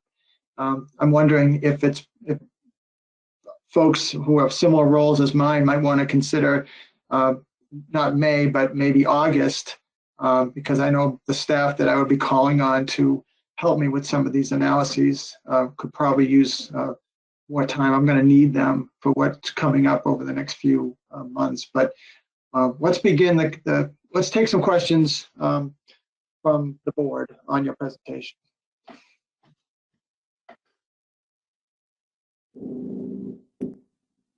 Tony, are there any So far, board Dan, members?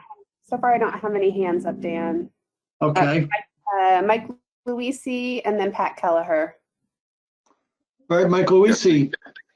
Yeah, thanks, Mr. Chairman.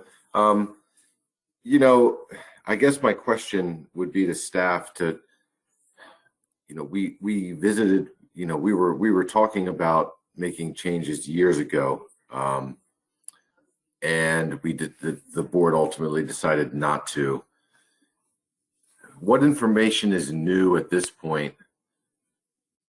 that would direct some changes? I'm thinking about, you know, where we went through a long kind of process of considering changes, you know, based on the previous assessment. Is there something new in the information that would suggest that we do something now,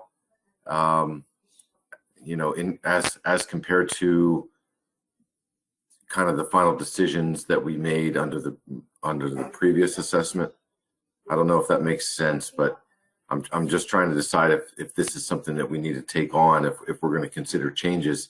Is there anything new about the information, or are we going to find ourselves considering what personally I would not support a moratorium, but are we going to go down that road ultimately to end up in the same position we were in, you know, a couple years ago? It sounds like a rhetorical question, but let's see if staff have a response. Yeah, I mean, I think for the most part, it probably is a little rhetorical. My understanding is that there isn't much new information that might change the direction of the board in terms of action on Southern New England. There was, as I mentioned, the sensitivity analysis that shows that if you remove fishing mortality, there is a chance that the stock could improve. But there are, you know, also changing environmental conditions that we can't necessarily predict or control. I guess in terms of the technical committee's advice, I've been kind of guided in that nothing about the current stock status invalidates anything that they recommended after the last assessment. And generally the recommendation is that if you want to see an increase to the stock abundance, large reductions in fishing mortality will still be required. So I think that's all that's all I can add at this point. There are some technical committee folks on the call today if we have specific questions for them though. So yeah, I'd like to keep the conversation focused on Southern New England for now. And so Pat, maybe I'll invite some of the other, Southern New England and Mid-Atlantic states to speak first, and we'll get back to you in the north. That's okay. No, that's good. That's good, Mr. Chairman. Yep. Is there anyone else on the board from that stock unit region would like to discuss this matter? You have Jason McNamee, David Borden, and then I assume Cherie. I don't know if Cherie wants to speak to Southern New England or not. Let's go with Jason and followed by David. So Jason, go ahead. Thank you, Mr. Chair. So I'll start with, I guess I'll call it a question. I'm thinking about the assessment information and the projections that were done for Southern New England.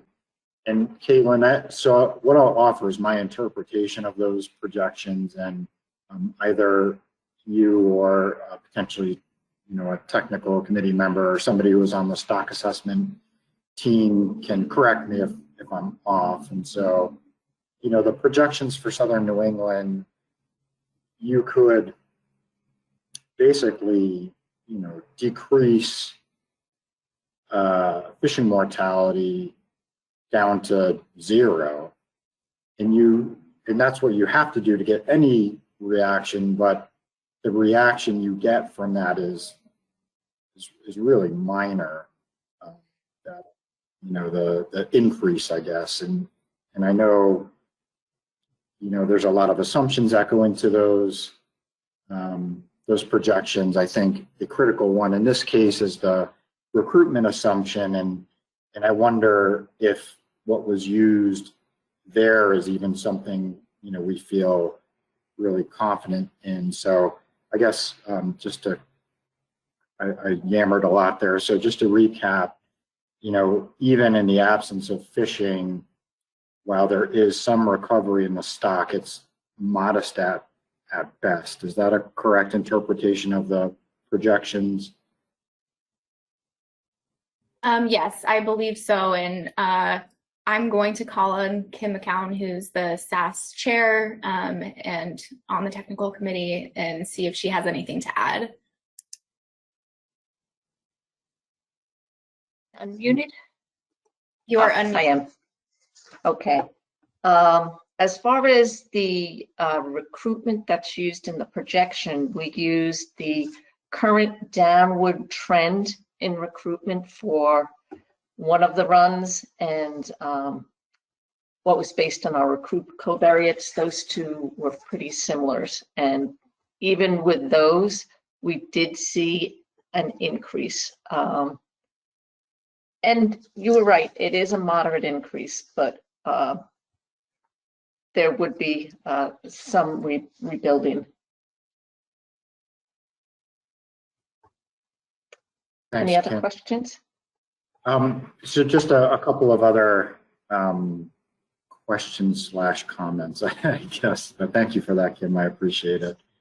And so, in the case of Southern New England, we're using this term depleted, and I think, the reason for that is we believe that environmental drivers are having a larger impact on this stock than and fishing is. Looking at the one of the plots that Caitlin had up, and it's the exploitation relative to the reference points for Southern New England, and I think there's some work we can do there. We're kind of bouncing around between the target and the threshold. We are above the target, so there's a little bit of work that we can do there to get to or below the target. However, going back to what Mike Luisi said, I have to say I agree with him. So when I first came onto this board, we were sort of in the throes of a management action, and we asked the technical committee to do just a ton of work. And in the end, we didn't feel compelled to do much of anything. And I don't think we have anything new at this point. And so I guess what I would suggest, and I'll save most of this discussion for later is I think there are things that we can do from this point moving forward, looking at the technical committee's comments, or I'm not sure if it was the review committee or the technical committee, but management strategy evaluation is something that could provide us some new information, which I think would help move us into actually taking some action and not just kind of rolling forward with very little new information and probably ending up in the same spot we did last time. So I'm hopeful that we can get some additional work done to give us a more comprehensive understanding of what the trade-offs are with the different things that we might want to do in Southern New England to better inform that management process and get us over that hump of actually, taking some action in the future. So thanks, Mr. Chair. I went on for a while there. I appreciate it. Sure. David Borden? Yeah, thank you, Mr. Chairman. Jason just made the point that I was going to make, but I would add to that I mean, this is a consistent problem that the Commission has across a number of stocks.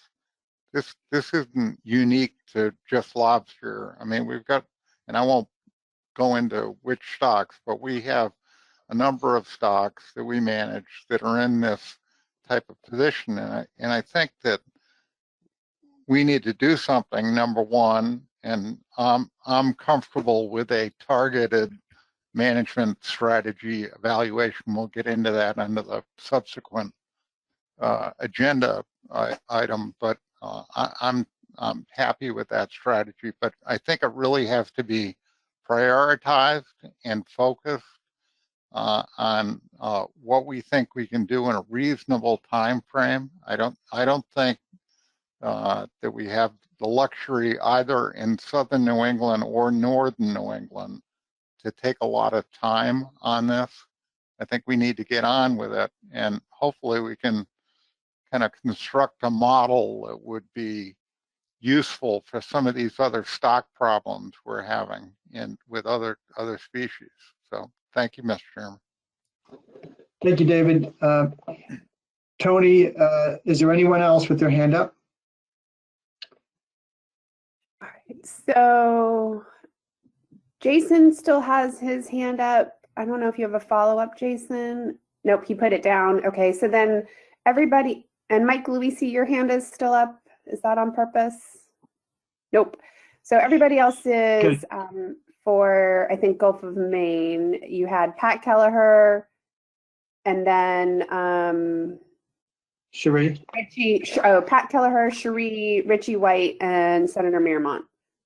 Okay. I would like to get the board's feedback. Would it make sense to have the management strategy evaluation presentation now, and these, as Jason and David Borden had mentioned, that they may embrace that kind of in lieu of an instant response, or do we want to talk about the Gulf of Maine Georges Bank stock first? I promised we would get back to the Gulf of Maine Georges Bank stock response, after this management strategy evaluation. Pat, what are your thoughts on that?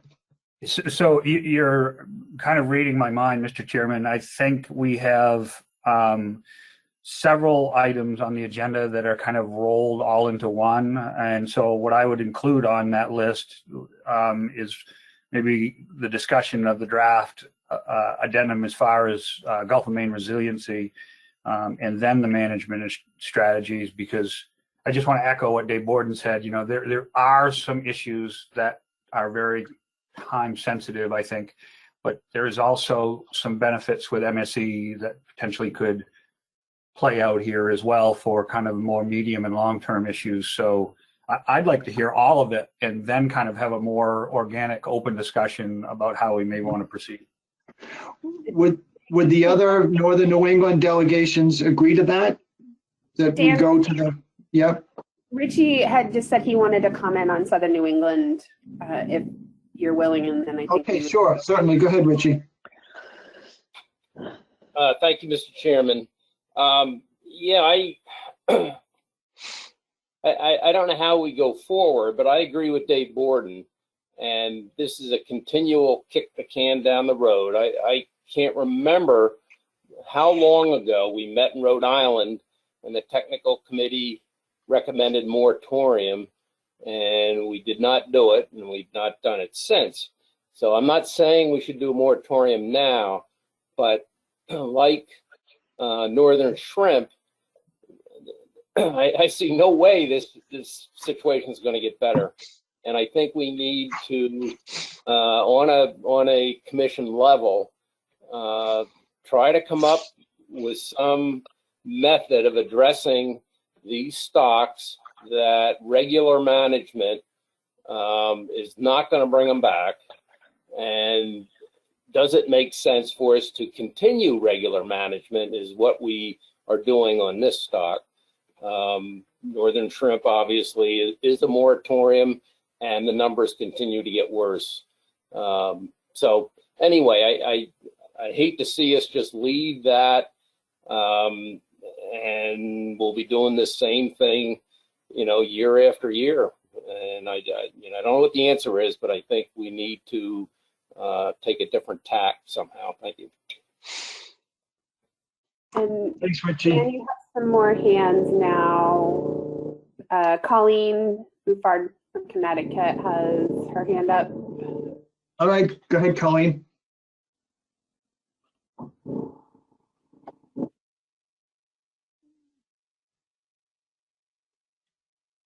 Golly, we can't hear you. You're self-muted, Colleen, so you just need to turn your microphone to red. There you go. Sorry, I guess I put my hand back down instead. Yeah, so thank you, Mr. Chairman. I just wanted to echo Jay and Dave's comments, and also the feeling that we should go forward and listen to the management strategy evaluation. We could take a whole lot of different management actions now that, given the effect of environmental factors on recruitment, might not result in much of a benefit. So I think it would be valuable to hear the options that we could look at in the management strategy evaluation to kind of give us maybe some fresher ideas on how we forward in Southern New England. Thank you. Anyone else, Tony? I guess I'll say this. Pat, Jason, Cherie, and Senator Miramont all have their hands up, and I'm wondering if you want to, if you would put your hands down if you're okay with moving forward with hearing the MSE presentation, or if you want to speak before an MSE presentation, please leave your hand up.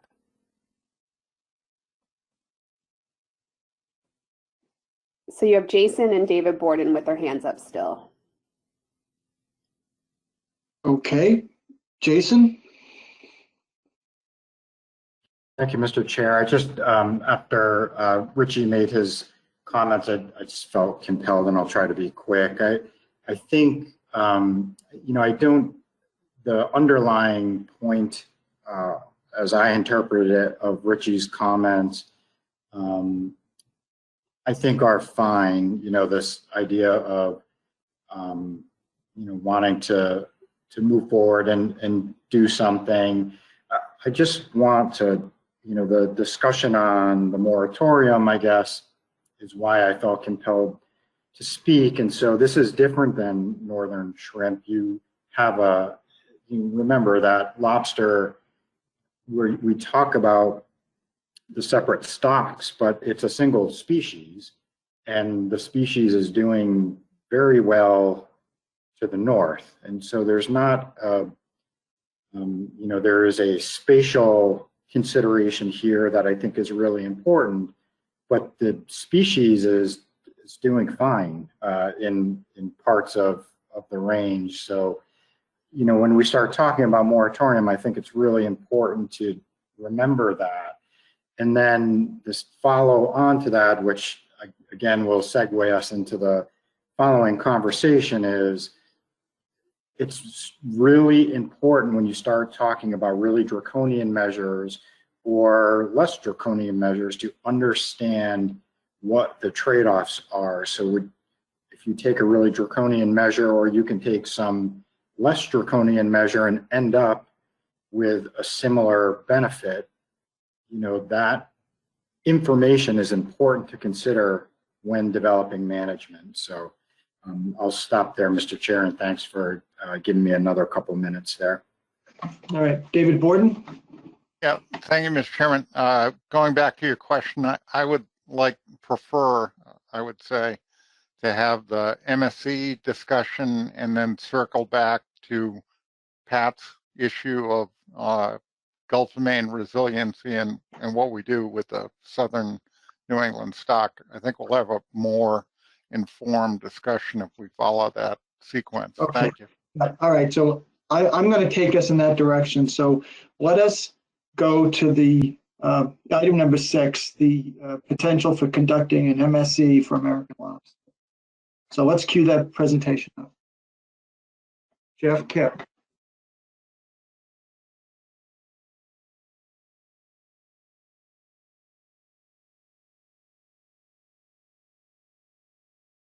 Thank you, Mr. Chairman. I assume you can see my screen. Yes. All right, thanks. Yeah, so I'm Jeff Kipp. I'm the stock assessment scientist on staff working on Lobster here at the Commission. And so just to give a little background on this agenda item, the Management and Science Committee met at the ASMFC annual meeting back in 2019 up in New Hampshire. And they discussed management strategy evaluation and using it as a tool for managing ASMFC species. They tasked a subcommittee for exploring the development of management strategy evaluation for use for ASMFC managed species. And they did discuss sort of some initial candidate species or stocks to develop MSC work for. American lobster was identified as an ideal candidate. And so a smaller subgroup of the technical committee for lobster got together with this subgroup from the MSC and talked about a potential MSE for lobster, whether they thought it was a good fit. Since then, MSE has come up several times. It was noted in the recent benchmark stock assessment as a priority by both the peer review panel and the technical committee as a tool for informing management in the future for lobster. And so the purpose of today's discussion for the agenda was we needed to come to the board and identify the board's interest in pursuing an MSC and the priority level of an MSC given many competing management needs as we've been discussing here today, to determine whether it would be fruitful to pursue an MSC for lobster. We felt that was certainly a critical first step here. You know, if this isn't something that the board sees themselves using to inform a management framework down the road, this becomes certainly a lower priority given everything else going on. But if there is interest among the board to use something like this, we felt that would be really helpful to know, and then we could start exploring and moving on to some next steps to inform how to initiate a MSC. So that's a little background on why this is on the agenda for today. And with that, we felt that it might be helpful to give the board just a brief kind of 10,000-foot introduction to what a management strategy evaluation is for those that may not be so familiar with this process. And so I'm going to turn it over to Burton Shank up at the Northeast Fisheries Science Center, and he's going to give us that introduction to management strategy evaluation. Yes, and can you hear me now? Yeah, we can hear you, Burton. Okay, great.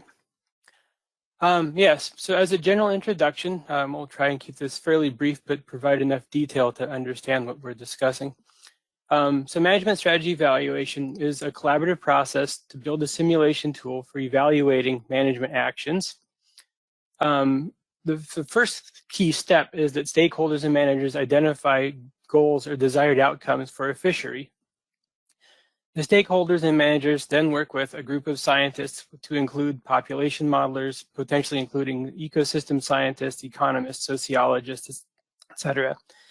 And this is to first translate these management goals into some measurable quantity that you can capture in a simulation, and then to identify candidate management actions that are intended to potentially achieve these management goals. So next slide. Scientists then run a very large number of these various simulations and evaluate how different management scenarios performed for achieving management goals. So in some ways, some of what we did following the 2015 assessment for Southern New England is sort of a light or simplified version of a management strategy evaluation. The managers and stakeholders then examine the performance of different management actions under different situations and select preferred management actions from this. Go ahead. So sort of a roadmap for all this is it starts clearly with stakeholders and managers and getting them to identify the objectives and the long-term goal for a fishery. What do you want this fishery to do over the next 10 years, 30 years, 50 years? Related metrics. How are you going to measure how well a fishery is doing and if you're achieving your goals? What are the uncertainties? What are the things we don't know or things that might come up in the future? And then propose management actions or procedures that they would like to entertain as different possibilities. A step forward. This is then all communicated to a group of scientists who basically sort of create this virtual reality simulation of the system. And what they attempt to capture within the simulation is the process of data collection, the stock assessment, implementing any harvest rules or management actions. It can include ecosystem dynamics. Ideally, it includes human or fleet behaviors. It can include economic models. You account for uncertainties. You record the metrics that come out of this. Initially, when this happens, step forward, there's a lot of two-way conversations here. So scientists can very well say, here's what we built for the simulation, and the managers can say, no, that's not what we meant at all. And then there's a lot of conversation to understand so that everyone's getting what they want. Scientists very possibly need clarification on exactly what it was that managers and stakeholders were looking for and how it can best be implemented. Once this whole set of simulations is done, this is passed back to the stakeholders and managers. And you see how different management actions potentially performed, what the trade-offs were, how well the metrics seem to work. And there's sort of a second level round of feedback that occurs with people saying, going back to the scientists and saying, what you gave us makes no sense. Is there a better way we can look at this so we can better understand the results? And after a series of back and forths, then you can step forward. You finally sort of understand what your different management options are, what the trade-offs are in those, and what you might expect to get back from that. And at that point, managers can either select and implement an action, or you can have a plan or suite of plans that can be enacted in the future under set circumstances. Go ahead. So there's the critical early role for stakeholders and managers. The first step is to identify really what they want to achieve, the management goals and objectives, and examples, but not constrained to maximizing landings, getting stable or predictable landings across different years, whether you're interested in maximizing profits or profitability or maintaining fleet diversity and participation. And then there's the performance metrics, which is the measurements of a fishery's performance. So what is the basis for assessing if a management action was successful? Do you want to track landings, value of landings, resource health, resilience of the resource, et cetera? And this is the basis for choosing among different management actions and is used to demonstrate the trade-offs among different objectives. So cases where things work well, a given management action may achieve some objectives well, but not other objectives as well. Okay. Then there's the identification of different management actions to evaluate. So what management options would you what should management do to achieve the objectives? And this can be conceptual or it can be very specific. Some may not be very realistic, but it can be attempted and then explored. And this forms the foundation for management procedures and actions to be simulated. And again, if some of this sounds familiar, it's similar to, in many ways, what we did following 2015, but on a much more complex level. Go ahead. What the scientists are doing is been termed closed loop simulation. People have called it things like virtual reality or a flight simulator, sort of an opportunity to play what if scenarios in which there's no real world risk. So thinking of the flight simulator analogy, you can have the reality where you're building something very complex and you know that you can't capture all this complexity, but you can, if you step forward, produce a number of models of this. Simple simulations, everybody gets to bring their own simulation to the table. You do your best to attempt to build a model based on what people want for the simulations. And then you can test these models out and step forward and recognize that some of these models are going to crash and not perform very well. Others might continue to do well, but you might learn something in the process. Go ahead. So there's a lot in this one to sort of unpack, but this is one concept of what this closed loop simulation could look like. And actually, I'm going to sort of start bottom center with this, where you have a fishery population in a model. And this captures exploitation effects, recruitment, growth, mortality, et cetera. And you can either have these, a lot of these parameters be static through a time series run, or you could simulate that these population parameters are changing due to the environment, like ecosystem effects. From this virtual population, then you sample it to get what would look like survey indices, length compositions, et cetera, and feed this into a stock assessment model. The stock assessment model then provides population metrics. And then with the population metrics like stock status and trends and economic metrics coming from the fishery, then you consider this information in the, from the perspective of management strategy. The management strategy can be adaptive, so it can change in response to the metrics coming from the population and the economics, or it can be static. It can simply not change. You come up with one strategy and you keep it no matter what happens with the fishery. Any changes to the management strategy then has impacts on the fishery, and that's captured in the socioeconomic model that looks at fishing effort, strategies, expenses, profits, et cetera, for the fishery. And this then feeds back into the next round of the population model.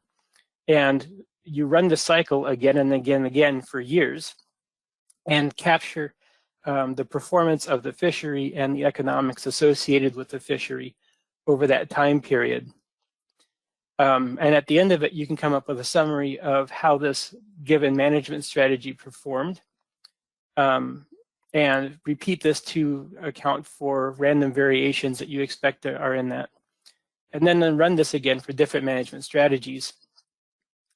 For this, we would point out that this is one concept of what a closed loop simulation model could look like. The complexity of this model is really dependent on the complexity of the questions and the measures that you really want to examine.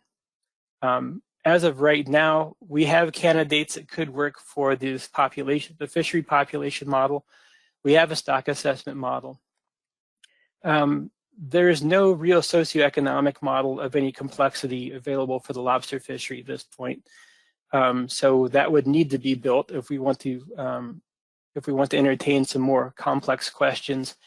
And then there would need to be to basically build the workflow to tie all these different models to each other. This is easiest for single species management. You can imagine how complex this could be if the fishermen are choosing among multiple species and you have the ecosystem affecting different species in different ways. But this entire process for building and running these models and providing feedback to managers is not fast. It takes time to understand that you set them up properly. It takes time to run the simulations. It takes time to consider the output from this. Go ahead. So once the simulations are done, then management has the opportunity to select among the management actions that were entertained. You're rarely going to find a single optimal action. There's many cases where you would expect multiple different actions might give you different performances on different metrics. So you might find a suite of actions that perform similarly. You might find actions that perform better under some circumstances than others. You can often eliminate options that don't seem to perform well under any circumstances, and can eliminate some obviously bad options. These actions then can be implemented immediately or held in reserve under future circumstances. So a lot of this can simply be the value of building a plan. Having thought through a lot of these questions and issues before a crisis happens, so that when things suddenly change and you need to make a decision, a lot of this thinking through has already happened. And then finally, we would have to consider how to scale sort of strategic long-term considerations down to tactical short-term realities. How would you start with the management action and then actually execute that on the ground? Go ahead. So advantages for performing management strategy evaluation: you have to explicitly consider what your objectives are. So there's a certain amount of time spent just thinking about what do you actually want out of this fishery. It does make decision-making easier. Everything is sort of in a common set of units that people can discuss and look at objectively. There's a lot of feedback control that allows the management cycle to be evaluated. There's a lot of focus on uncertainty and robustness or resilience, not necessarily finding optimal solutions. You do have a formal system for comparing different options. So again, it sort of puts everything in a common currency. And you can look at trade-offs associated with having multiple different objectives. The downside is it does force you to explicitly consider what your objectives are. It is complex. It requires specialized expertise. There's a lot of work involved. The development can be lengthy. Plan accordingly. Expect it's going to take some time to do this, especially if there's any level of complexity that you're interested in. And this is not going to give you tactical advice. It's not going to tell you how to do it on the ground. It's still going to give you sort of a broad picture, a set of results. And I think here I can pass it back to Jeff to finish up. Yeah, thanks, Burton. And so moving on more specifically for Lobster here, this subgroup kind of got together and they talked about some ideas on, given the major management issues and challenges for Lobster, what some really broad focal areas might be for an initial MSC and maybe future MSCs to build upon an initial MSC. And so I'll just preface this slide with a note that a lot of these discussions were with the mindset that this would be something for the Gulf of Maine, Georgia specifically, as a sort of proactive tool, like Burton was saying, to develop a plan, to give us some information and some guidance on how to respond to things that might be coming down the pipeline for Gulf of Maine, as opposed to for Southern New England, where I think what we've seen previously in stock assessments and projections, that those essentially indicate that a reduction in fishing mortality is the action that would be necessary to see any response in things like reference abundance. So I just wanted to make that note given the discussion prior to this presentation on using this for Southern New England. But these focal areas, the four that we came up with and included in the work plan that came out as a memo and meeting materials, the first was stock productivity resiliency. And this ended up being sort of what we recommended for an initial management strategy evaluation, given the tools that are currently available and data sets that are currently available to inform an NSC focusing on this issue. But broadly, this would be evaluating the performance of management actions in response to changing productivity, as has potentially been indicated by changes in settlement and young of year indices recently in the Gulf of Maine stock, and may not have yet come through the modeled population and landings. But some other focal areas included, another was stock socioeconomic resiliency.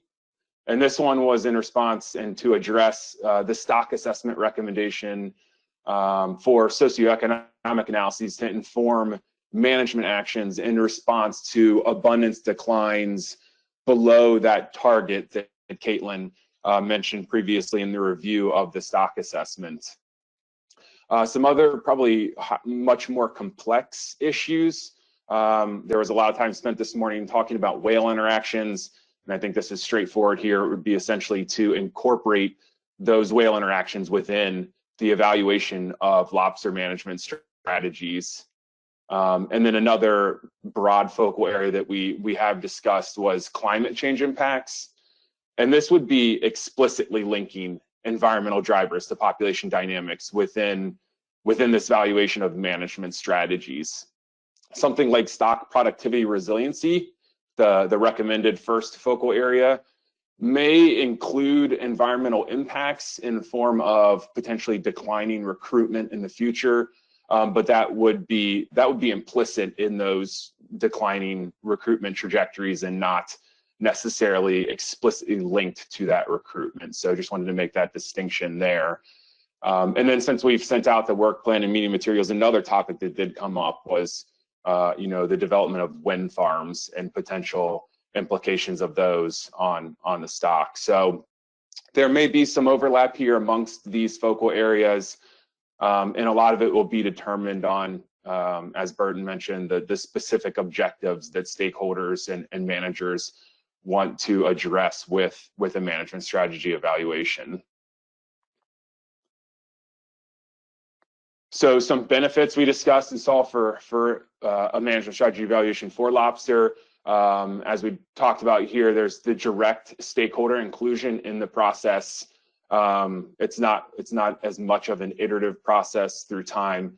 They're directly involved in developing objectives, potential management strategies, and identifying things like performance metrics to evaluate the performance of those strategies. The explicit incorporation of socioeconomic considerations was certainly seen as a benefit here, which is not really something that is coming through in advice from a typical or traditional stock assessment. And then there's the availability of several resources and tools currently that would really support a lobster management strategy evaluation. The lobster stock assessment model is a well-vetted, well-established assessment model, and that's a key component of a management strategy evaluation. And then there's also several projection models that could be used for this operating model or simulation model that simulates the population forward. There would be some work to sort of tie those and link those two components together, but those tools are readily available. Additionally, Canada DFO is developing a management strategy evaluation to manage their lobster stocks, and there has been some communication between lobster scientists in Canada and the US, and I think there was seen a potential benefit in collaborating on MSCs for both countries and the development of tools that could be used to support MSCs for both countries. And then another thing that's come up is the Northeast Fisheries Science Center has brought on a contractor to support the future development of a management strategy evaluation in terms of the socioeconomic model and data needs. So that contractor has currently got a 1-year contract to start doing some of that work, and so there is already some things in motion for the socioeconomic side of a potential management strategy evaluation. In the work plan, we wanted to include just an outline of what the major resource needs would be for the board to consider for a project like this. For the Lobster Technical Committee and ASMSC staff, being the ISFMP coordinator and the assessment scientist, we see it as being similar to a benchmark stock assessment in terms of workload and time. The Lobster board would be probably more involved directly in this process than in a stock assessment where they review it at the end. Their participation would be throughout the process of a management strategy evaluation, and that would be in the form of reviewing progress updates through board meetings throughout the process, and likely participation in stakeholder workshops where stakeholders would come and offer input to then form all the components of a management strategy evaluation. So probably more direct participation throughout the process than in a traditional stock assessment. And then there would be the need for several external folks, likely a professional facilitator to facilitate those stakeholder workshops and effectively elicit input from the various stakeholders that are present and participating in the process. And then there would be the need for a modeling team, essentially, and this is highly dependent on what the objectives and overall goals of the management strategy evaluation are, but there would need to be modelers for the biological and/or environmental side of the MSC, and then also for the socioeconomic components of the MSC, depending on how involved the socioeconomic side gets in this.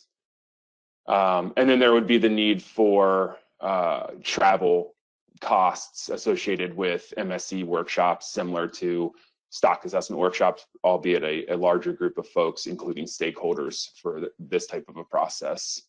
And so those are the major sort of categories of resource needs for a project like this. As Burton mentioned in his overview, it's quite resource intensive and requires a lot of folks to contribute.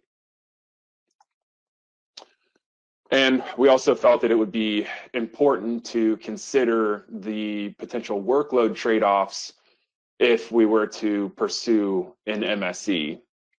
There are several other projects and needs that require personnel on either the technical committee or other groups that are currently working or plan to be working on several of these upcoming projects. Notably, there's the potential for a 2023 Jonah crab stock assessment, which will be discussed at the August board meeting. There's the development of the Gulf of Maine Resiliency Addendum. There's potential work to support management response to the 2020 Lobster stock assessment, which has now been covering potential MSC work, so that kind of all wraps into this. There's the ongoing and future whale interaction work, which again requires several technical folks. It would likely be needed for this project. And then there's the next scheduled lobster stock assessment, which would currently be scheduled to be completed in 2025. And so that brings us to sort of the purpose of the presentation, or the original purpose of the presentation for today, was to generally get some feedback, take the board's pulse on the potential for a management strategy evaluation for lobster, and determine whether it would be fruitful to pursue sort of the next steps necessary to start developing an MSC. And so those questions are, is there board desire to pursue and use an MSC for supporting a future management framework? Another question would be, what time frame would the board want to pursue an MSC, given all the competing needs and projects that are ongoing, a lot of work that's going to be needed for the whale work and whale interactions. And so we wanted to get the sense as to whether, the board might think that this would be a useful tool, but given all the things that are going on, it might be more appropriate to try and pursue this, a year or 2 years down the road, or whatever it may be. And then the last question we hope we can get some feedback on today was, does the board agree with the recommended focal area that the subgroup came up with, being stock productivity resiliency? And so with that, I can stop there and see if there are any questions or discussion about these questions. Thanks, Jeff. That was great. Board members, comments and questions? Okay, Dan, we have Senator Miramont, Jason McNamee, David Borden, and Colleen Bouffard. Okay, Senator Miramont, you're up. Thank you, Mr. Chair. Thank you, Jeff. That was good. Are you dividing out the difference between the windmill effects of fixed windmill bases and floating windmill as far as impact with noise and vibration, or do you have information yet? And should I get that sent from the university where we've already proven the concept of floating, but we want to know the effects if they're not already established? Thank you. Yeah, thank you. So that issue came up sort of the last couple of days. That has been very loosely discussed. I think that issue, wind farms, and the details of those, and then also I think that brings up the whale interactions. Those are seen as longer term MSEs. Right now, we think that there's going to be considerable complexities that would be required. And so we saw those generally as longer term MSEs that might build upon an initial MSC, focusing here on stock productivity resiliency. But yeah, we didn't talk about the specific details of those wind farms and the implications of those. Thank you. Jason? Thank you, Mr. Chair. A couple of quick comments on the attributes of MSC. So first to Burton and Jeff, awesome job. I think that was a really well done presentation, sort of a MSC 101. I thought that was great. And you guys have thought a lot about this in the application to Lobster. So just quickly, for the board, the notion of explicitly identifying the goals and objectives is such a valuable exercise that is a part of this. I can't overstate that aspect to this, and it's such a critical part of an MSE. I think there are lessons learned from the Atlantic Herring experience with MSE, which was really well done. I think followed the Andre Punt best practices for MSE to the T.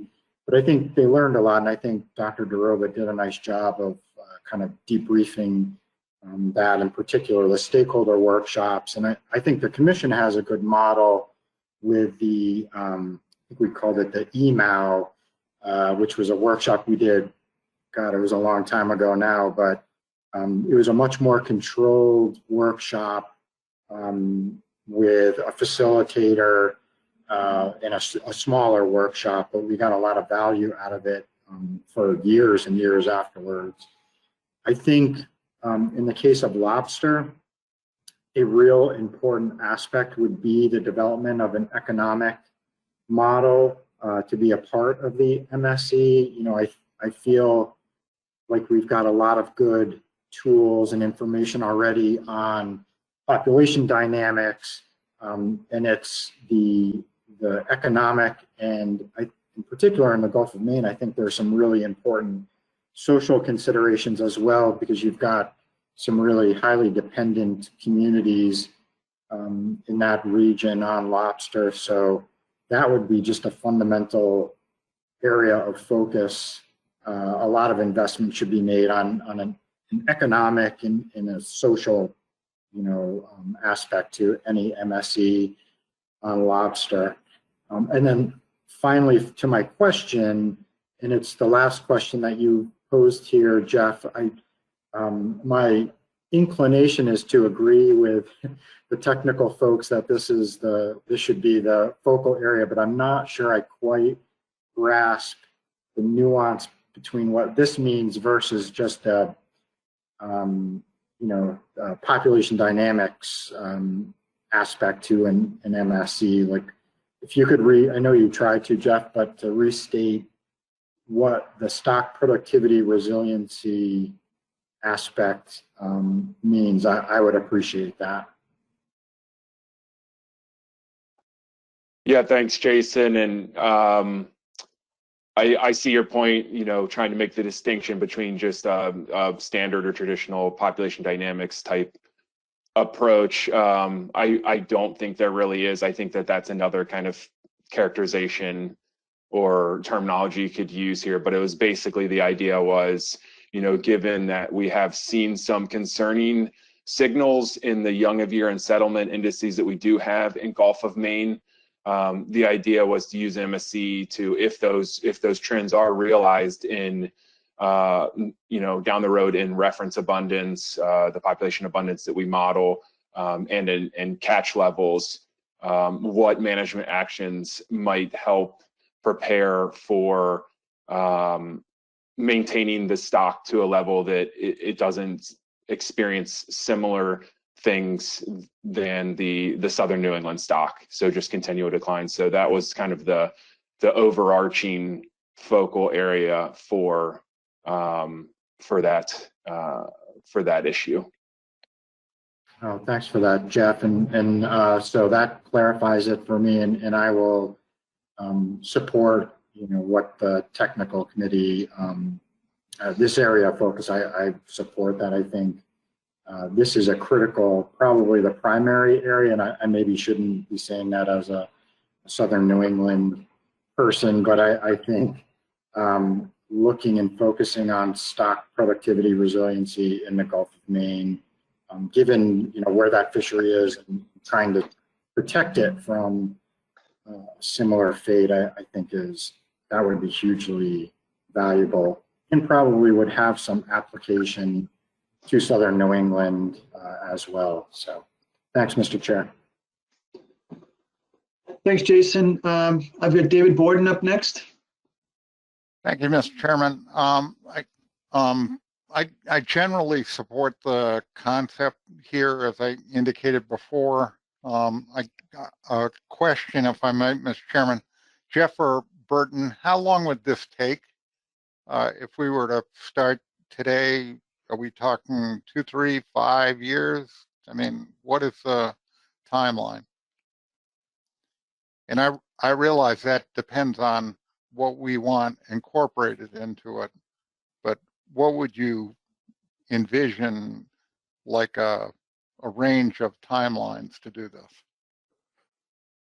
Yeah, so thanks. Yeah, I think you hit the nail on the head there with the note that it's highly dependent on what is entailed in the specific MSC we would pursue here. But something like the stock productivity resiliency, where we do have several tools available, and certainly some work that could help support that, we were envisioning something like 2 to 3 year time frame for this MSC. And then, Okay. for anything like, Go ahead, Jeff. I was just going to say, for any of these other focal areas we identified, like whale interactions, those timeframes would become considerably longer, given the additional complexities that would be required and the potential need for additional data sets that might not be readily available currently. So thank you. If I might, Mr. Chairman, just a couple of follow-up questions. Sure, go ahead, David. Yep. Okay, so with the Canadian MSC, what is the timing of the Canadian MSC? So there's a similar. They're working on a 2 to 3 year time frame, and theirs has been initiated. So they've started work, and they're looking at a 2 to 3 year time frame. Okay, so at least in my case, given the fact that I'm pretty much exclusively involved in right whale issues these days, I would support integrating whale considerations into this, not only stock considerations. And the only reason I say that is right whales have the potential to override a lot of the work that we might be doing if we exclusively function on stock resiliency. So I think it's incumbent upon us to factor in some of those considerations so that we get joint benefits out of the proposals that might come forward. And then I guess my last question, Mr. Chairman, is it possible to do a scale down MSC where we kind of focus on a couple of key issues, and that builds the groundwork for a more elaborate MSC at a later date? Because I'm a little bit concerned about the timeline of doing this. And if we could do it in an iterative manner, it might make more sense where we could integrate some of these considerations into the resiliency amendment. Thank you, Mr. Chairman. I think that question you're posing to Jeff and maybe Burton. Please. So, did Jeff and Burton want to comment on whether we can do a scaled back MSE and then scale it up with time? This is Burton. I think that's the logical thing, is that not to expect that an MSE is something that you do once, but like stock assessment, it's something that develops and gains complexity over time. So you would start off with a relatively simple model that you could ask relatively simple questions to, and then expect to sort of build that. So it's a question of what that first simple model needs to do, and then what our timeline is for incorporating more complex questions.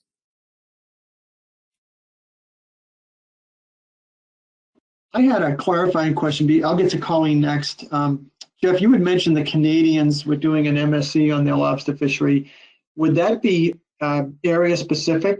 Would there be a separate one for Southwest Nova Scotia and a separate one for PEI, or is it Canada-wide? That I don't know, Burton. I don't know if you have more details on that.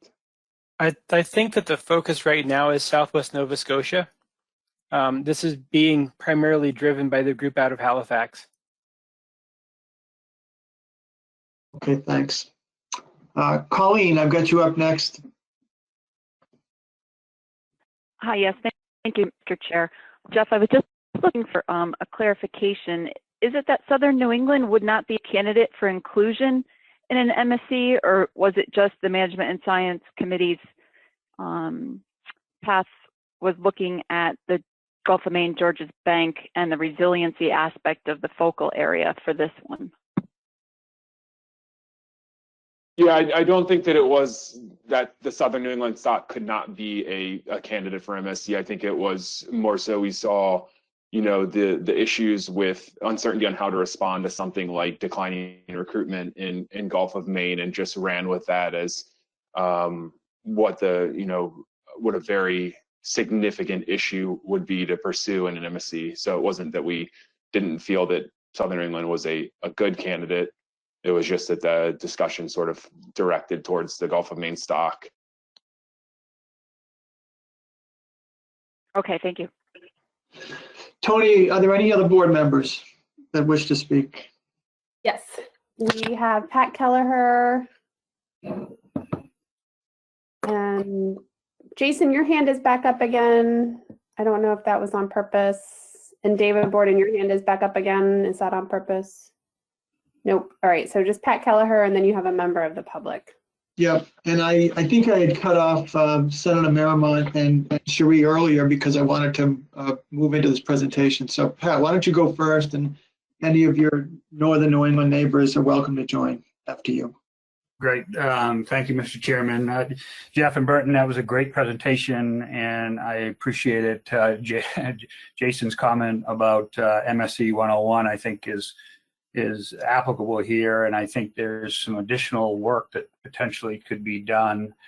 Some of the next steps that you laid out, in particularly around the cost, the fact that we don't have a budget, it looks like this could be incredibly costly. So I think we do need more information around that particular issue. There's also right now, because of whales, and it's been touched on, a high level of stakeholder fatigue. So I'm concerned about, getting beyond. I think, Dan, it kind of goes to your point only from a staff perspective, but there's a lot of work that's upcoming, and trying to pull people in from a stakeholder perspective right now, I think we might be asking for a little bit too much down the road after we get through some of the whale work that may change. The trade-off, though, that was listed in the slide, in particular the trade-off for delaying some work around resiliency, is also very problematic for me. We've seen, I'm going to get press calls when I say this, but we're below 100 million pounds this year, or for last year in Maine, for the first time in a long time. We've seen some trends as it pertains to settlement and to ventless traps. Staff clarifies it as what we're seeing is a soft decline. David talked about this a little bit in his comments, but I don't want to be in a situation where we're too far down the road in the developing of MSE and not have anything already in place in regards to a trigger mechanism for resiliency that's there as a backstop.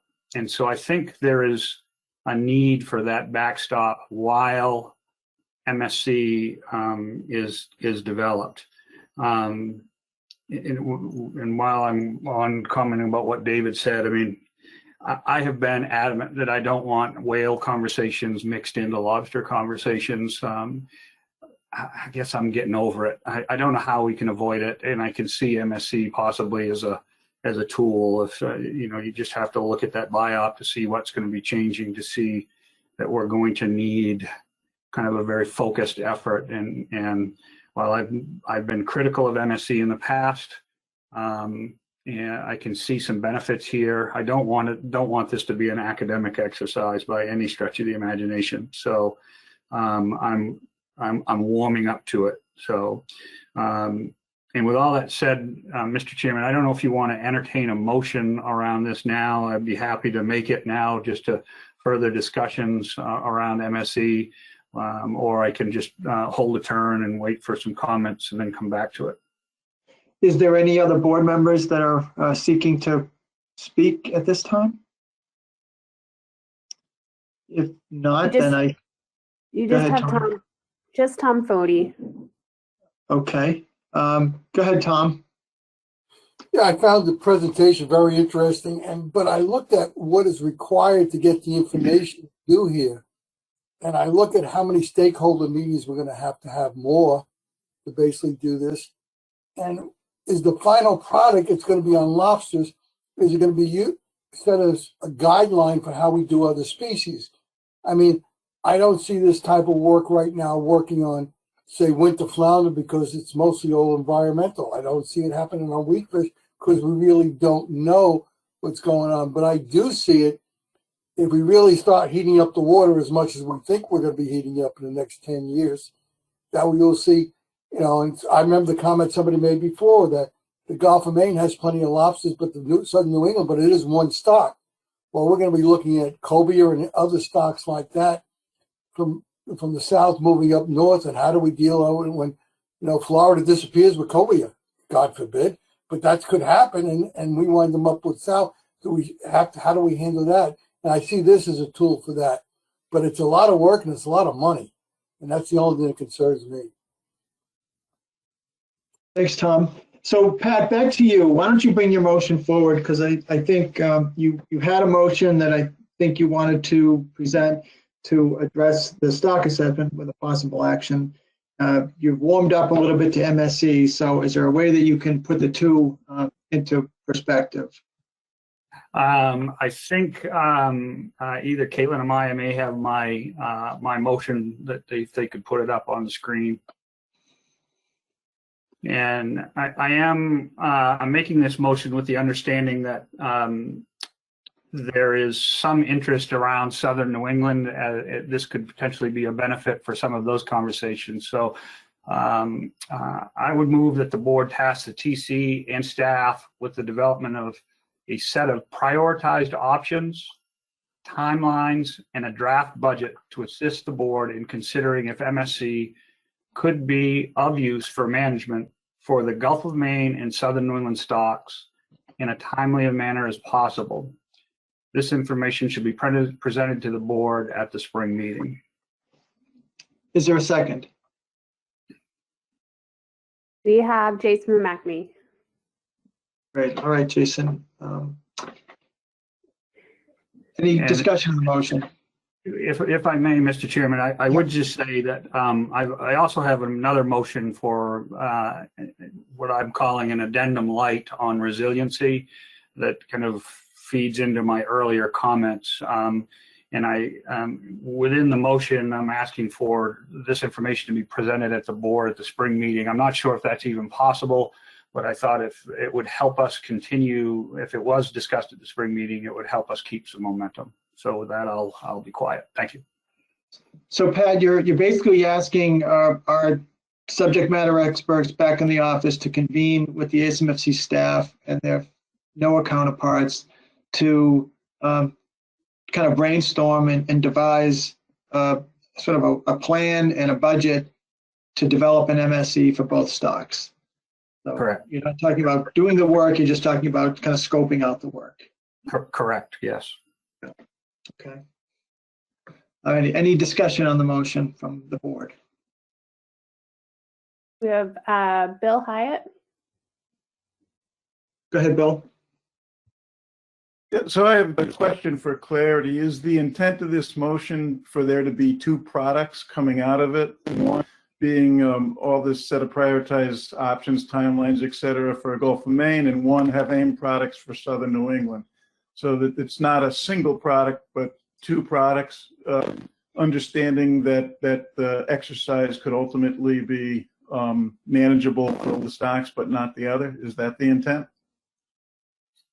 So Bill, my intent here was actually specific to the Gulf of Maine, but after having some additional correspondence with other members of the board and hearing some of the interest here today, I thought that, and I think either Burton or Jeff might have spoken to it, the fact that the work and the development of MSC for the Gulf of Maine could benefit that conversation for Southern New England. So I guess what I would look for is the subject matter experts to make that determination when they come back to us. Is it more heavy on Gulf of Maine, and then we can see some benefits down the road for Southern New England, or if it's two different products. I guess I'd like to hear from them on what they think it should be.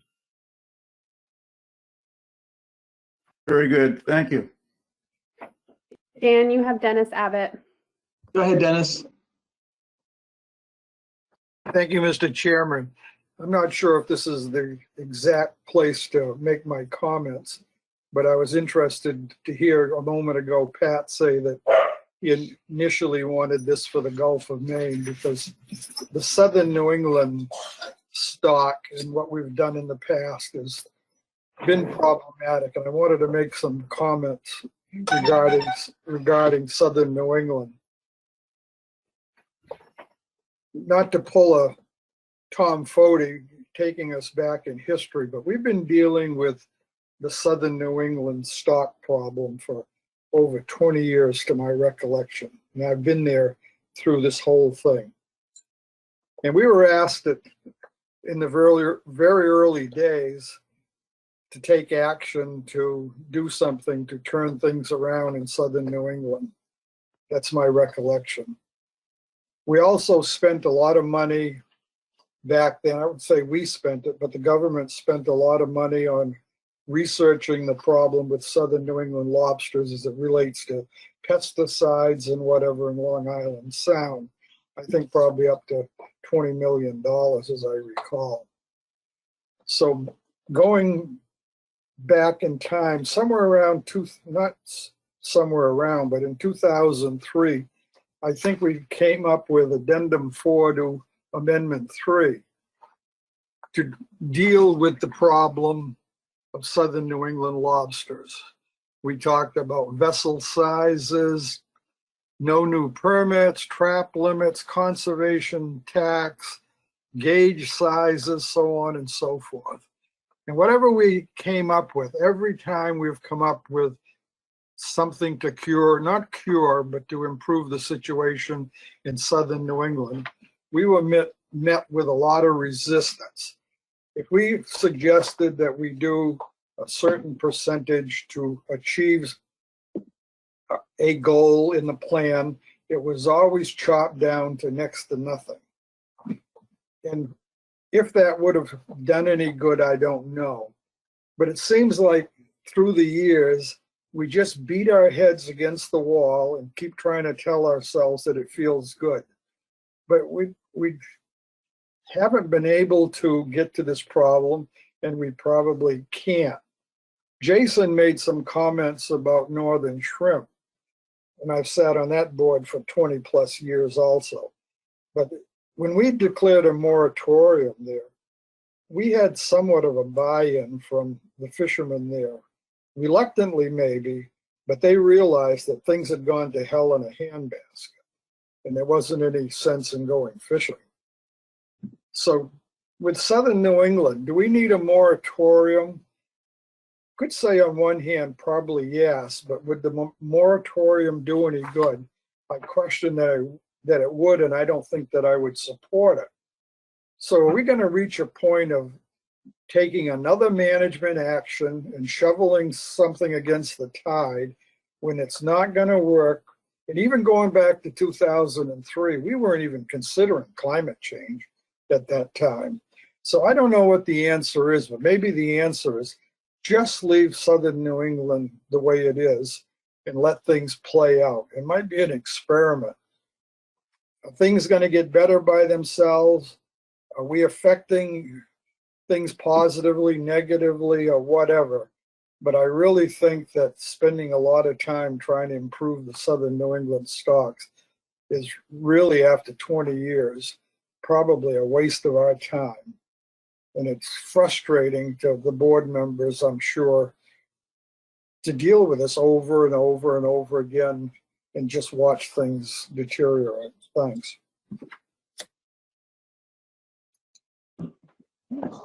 Well, Dennis, I can't disagree with you. It's pretty sobering. One of the things that strikes me is, and in southern New England, we've got massive projected impacts or potential impacts of offshore wind development, not to mention the potential closures of areas in the proposed federal rule.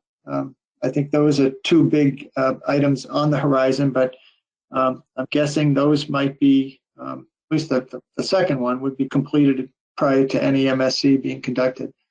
Who would like to follow, Dennis's recommendation in this discussion? Anyone? Tom Foti. Okay, Tom. Since I've been around a little longer than Dennis and realized what we've been doing with lobsters for all these years, I mean, it's a situation that we can't control. I mean, it's like, why am I going to bring surf clams back to off Island Beach State Park, which was one of the heaviest surf clam fisheries we had in New Jersey when it was worked back then, I think $200 million. And all the surf clams just moved offshore and further north. There's nothing we can do about doing that unless you stop rising the temperature. And I'm tired of spinning my wheels. I look at the cost of staff time, our time, stakeholders' time, promising that we're going to do something, and then we do all these meetings and everything, just as Dennis says, and we don't do nothing. I mean, we could put a moratorium, and we talked about it, but I don't agree with a moratorium because I don't think it accomplished anything. It's the same thing we did with winter flounder and wheatfish.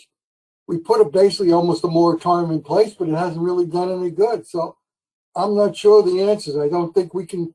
We're not God, and we can't control the temperatures by ourselves. We can't control the environmental. And there's more than just climate change. We talk about, the change of winter flounder was because of stuff we're putting in the bays and estuaries. And, Jim Fletcher talks about all the time, and so do I, that basically screwing around with the sex lives of fish and lobsters and everything else in there. So I'm not sure. Sometimes I feel like I'm, shoveling against the tide, as Dennis would say. Thanks, Tom. One comment I would make is the Southern New England stock is managed with some rather balkanized sets of rules with all of the various lobster conservation management areas and teams. I don't know if the MSC could take a crack at that and try to ameliorate some of the differences, but I think that's in part part of the frustration. I know that in Area 2, the states of Rhode Island, Massachusetts reduced the traps by 50%, and we're in the 6th year right now, and that action has yet to be evaluated. And then, of course, the Area 3 fleet cut their traps by 25% as well, finished, I believe, last year. So I think, does Jason have his hand up? I wouldn't mind hearing from Jason at this point. Yes, he does. And then, Dan, let me know if you're going to go to the public. You have a couple folks. Well, let's hear from Jason. Thanks, Mr. Chair. Yeah, just I largely will repeat what you just said, but I think there's a perception that we've not done anything in Southern New England, but I don't think that's true. I think we've done a lot. There was a schedule of gauge increases, a while back, and I can't overstate the investment in the trap reduction plan that the Area 2 fishermen, both for the fishermen and the agencies to administer that program. So we've not, I guess in my view, been sitting on our hands. We've done a lot. I think, it's correct to say it doesn't appear to have improved the stock condition, and I guess that's why I made my comments earlier about I think there's a lot being driven here by the environment and not by fishing. But just to kind of loop it back to the conversation that we're having here and the motion on the board, it's exactly the point of doing something like an MSE is to kind of look at these things and how effective was the trap reduction strategy, and you kind of look at that relative to what the stock did and the cost of that, through the economic piece of it, and you can kind of weigh that against other management strategies of having a single management effort, like the chairman just mentioned, having kind of a cohesive set of regulations across LMAs or something like that. I'm not suggesting that's what we should do. I'm just suggesting an MSC.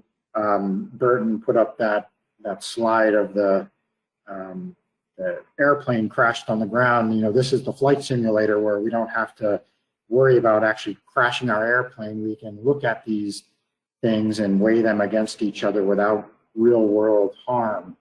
And so that's the attribute here. That's why I think it's worth the investment. I know people are concerned about the time, but 2 years goes by pretty quick. And we'll get a lot of good information, and using that information, well, that's on us. So we have to make an effort to not just use this as a delay tactic, but to use it to give us information with which to act. And I commit to doing that, and I hope others on the board do as well. All right, thanks, Jason. Tony, you said we have 2 members of the public? We now have 3, and then at some point, David Borden also just put his hand up, but I think staff is going to need some clarifications if this motion passes. So if we could go back to Jeff, that would be great at some point as well. So you have David Borden, 3 members of the public. Well, why don't we try to get the motion clarified, because that might affect some of the comments that some of the members on the board and the public are going to make. So I'll invite Jeff and Burton to ask clarifying questions of the motion. Yeah, thanks, Mr. Chairman. And so the clarification I think we're seeking is for the first part, the prioritized options. So, you know, I think we view the priorities as coming from the board. What are the pressing management issues? What are the priorities for addressing through MSC? I think that's what we were hoping to get from the board, and then we could come up with, you know, what the timelines and budgets would be associated with addressing those issues. You know, so for example, if something like MSC without whale interactions is just not going to be useful, that would be helpful to know here for us to then be able to determine what would be required for some of those options. But I think we were looking for some guidance on what the priorities are from the board in addressing within MSC. Pat Kelleher, the motion maker, would you like to speak to that? Yeah, I mean, I guess I was going off the list, Jeff, that you had presented. Obviously, some thoughts around prioritization has already taken place within your group, because you did put a list of items up there, and I guess I'm not in a place right now that as a member of the board that I can throw items up there at this time, because I wanted to get additional information out of the TC and from staff where they think this should go. So I'm struggling how I could give you that additional information right now.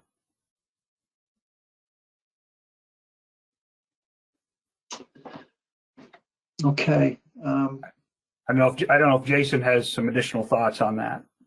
He has his hand up. Great, Jason.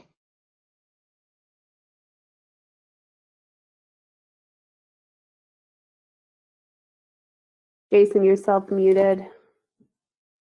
Oh, no, you're not. You're muted by us. All right, give it a go, Jason. Got it. Thank you.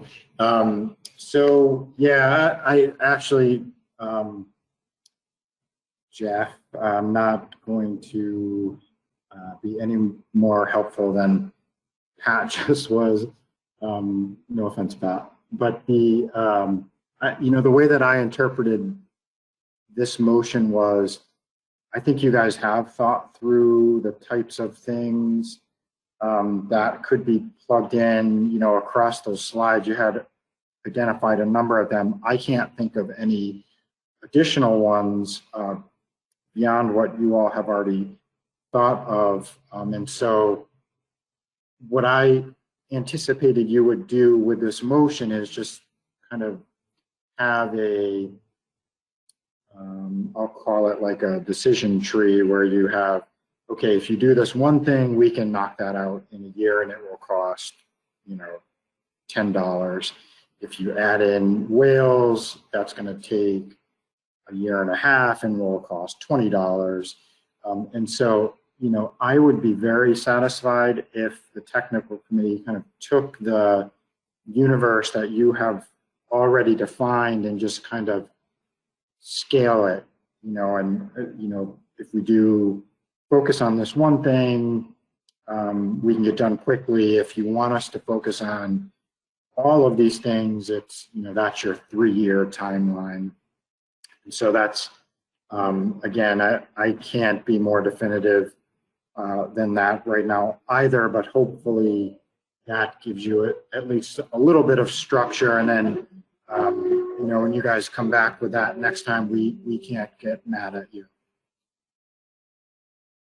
Yeah, thanks. So this is Jeff. So it's maybe thinking about this as prioritized in terms of feasibility and some of the things that are currently available in terms of MSC tools, not necessarily prioritized from the perspective of what priority level each of the management issues is.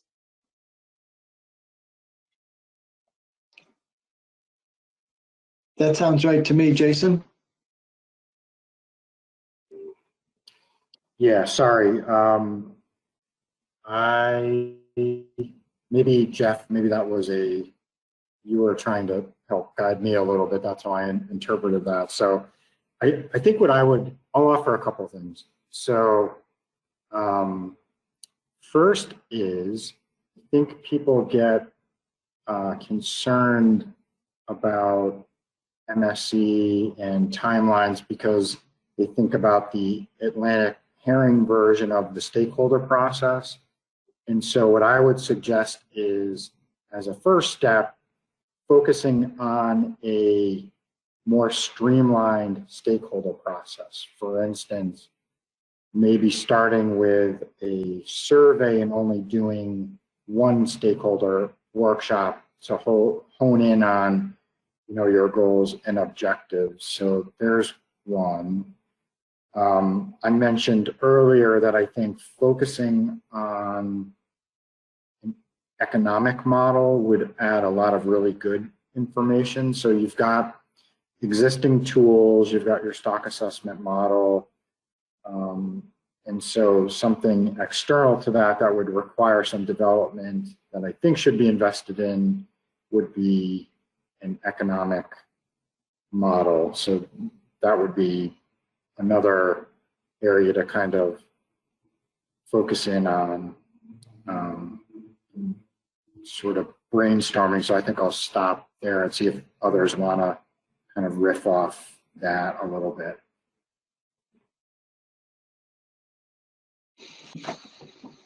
Dan, you now have David Borden, Pat Kelleher, and Bill Hyatt from board members, and you have additional members of the public. Let me stay with the board. David Borden. Okay, thank you, Mr. Chairman. As I indicated before, I support the motion specifically because it includes Southern New England. I just remind the board in the assessment and the peer review recommendations, the technical people and scientific guidance is pretty clear on Southern New England about this use of a moratorium once the stock gets below a certain level, and we want to avoid that as quickly as we can.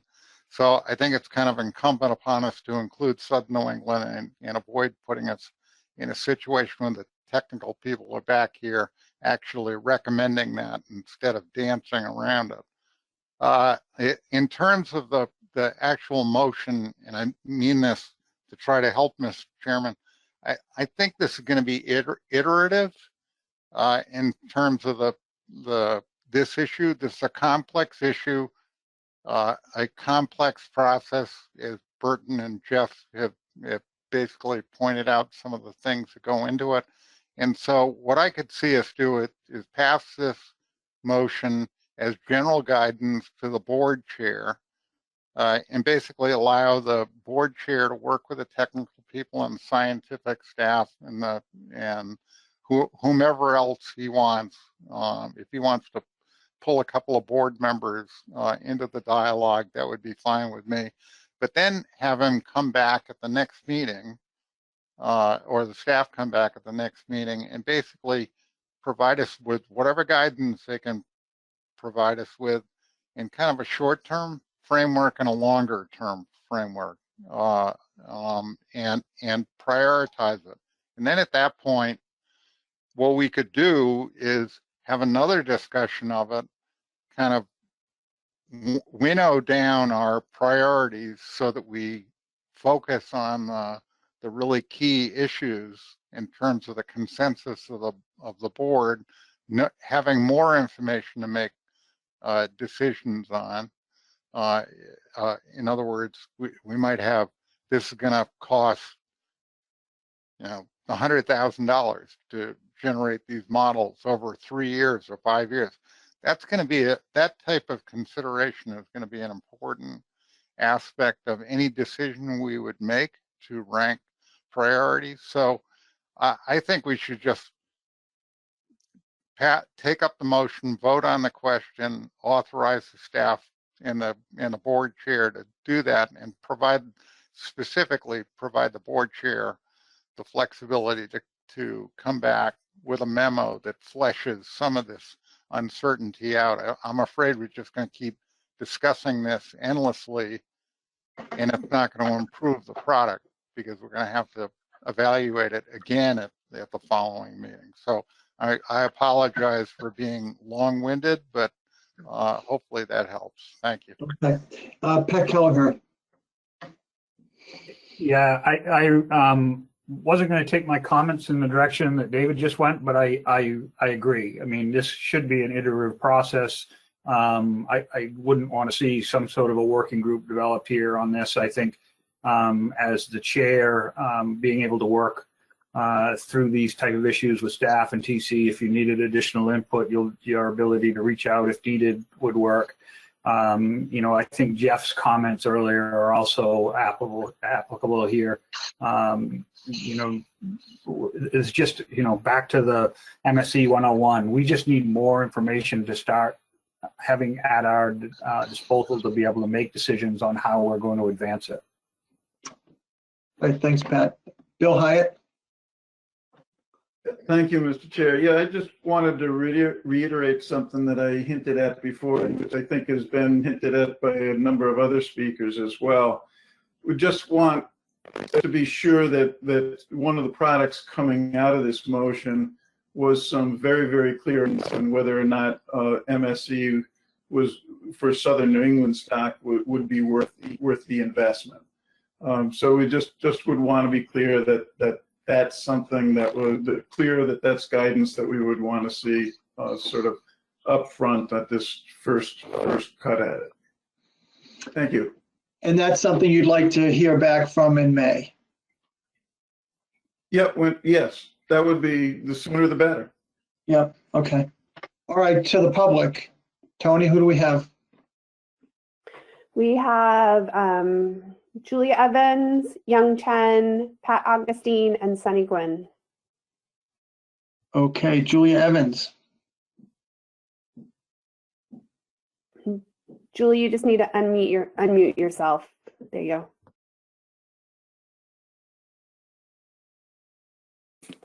Nice to meet you all. Thank you for allowing me to speak. I find this MSE technology highly interesting for many different reasons. I am the East Hampton Town Fisheries Advisory Committee representative to all things fish, and I have been representing the local fishermen to offshore wind for the past 3 years. I see this application, and I heard that the senator was on earlier. I don't know if he's still on, but I think that this, if I can make this comment, it's a little bit off the realm of what you're talking about, but I think this would be highly effective in dealing with the placement of wind turbines and the fishermen who trawl between the transit lanes and the problems associated with that. We are also experiencing the offshore wind industry coming up all on the south shore of Long Island into New York, and recently the proposal to land their cable onshore in Wainscott has made lots of newspapers and is the cause for Wainscott to try to secede from East Hampton Town. So I think, you know, if anyone has any participation in offshore wind and they can promote the MSE technology in that respect, I think it could really help everyone save time, save fishermen, save stocks, save whales, actually. So I find it highly applicable. As far as the lobster fishery goes, and we are experiencing a downturn in our catches here, and prices are very high. So anything this board could do to help the southern New England fishery, lobster fishery, which I do believe some of our fishermen go that far, would be quite helpful. And I thank you and for the time you've given me. Thank you. Next is Young Chen. Thank you, Mr. Chair, for giving me the time to make a comments here. And so I'm the professor at the University of Maine, and actually my lab developed this lobster population stock assessment models. And so I just want to make 2 comments. One is about MSc work. And I think there are two components of MSc work, and one is basically develop the tool and computer programs, and then the other one is how we can condition these tools to specific fisheries. And here we have Gulf of Maine, Georges Bank, and Southern New England stocks. And so once we have a tools, I think we have to engage with stakeholders and to have the model condition on the two stocks. So I think this is they interrelated with each other, but at the same time they're also pretty separated to kind of tasks. And I really think we should start this tool development early. And it took 10 years for the model that we developed to be utilized by Atlantic State and Fisheries Commission for formal assessment. And if we say wait for 2 or 3 more years and on next 5 years, and the tool will not be there. So we needed to start from somewhere. And my second comment, I think, is about utility of MSc. I think with all those climate-induced changes in lobster distributions and life histories and all those complicated interactions with right whales and other issues, and I think this MSc can address a lot of what-if questions and to mitigate a negative impact of climate change on lobster stocks. So I think it has many different ways to utilize MSc. And for example, the reference point we use right now in assessment, and I don't think they have been tested. And MSc will be able to we will be able to use MSc to test the performance of different reference points, in terms of a target and the threshold reference points. And so I think there's many different ways to utilize the MSc. I stop here. Thank you very much for giving me time to talk. Thank you. All right, we have 2 more comments from the public. First, is this Pat Augustine of Heart Award fame?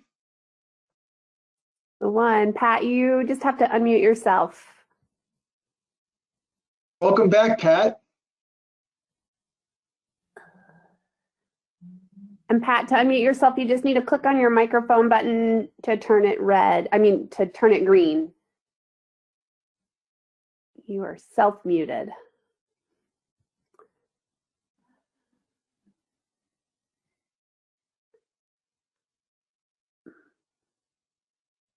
Pat, we still can't hear you. You're still self-muted. The microphone button on your computer or device, whatever you're using, needs to be green in order for us to hear you.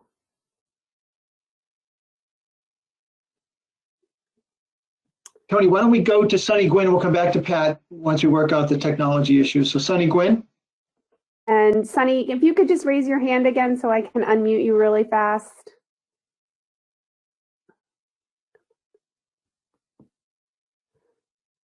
Thanks, Sunny. You should be able to unmute yourself now, Sunny.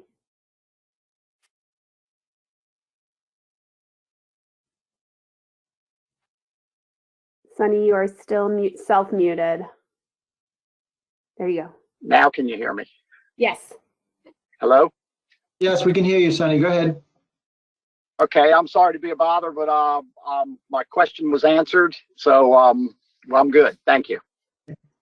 Thank you. And back to Pat Augustine. Do we have you, Pat?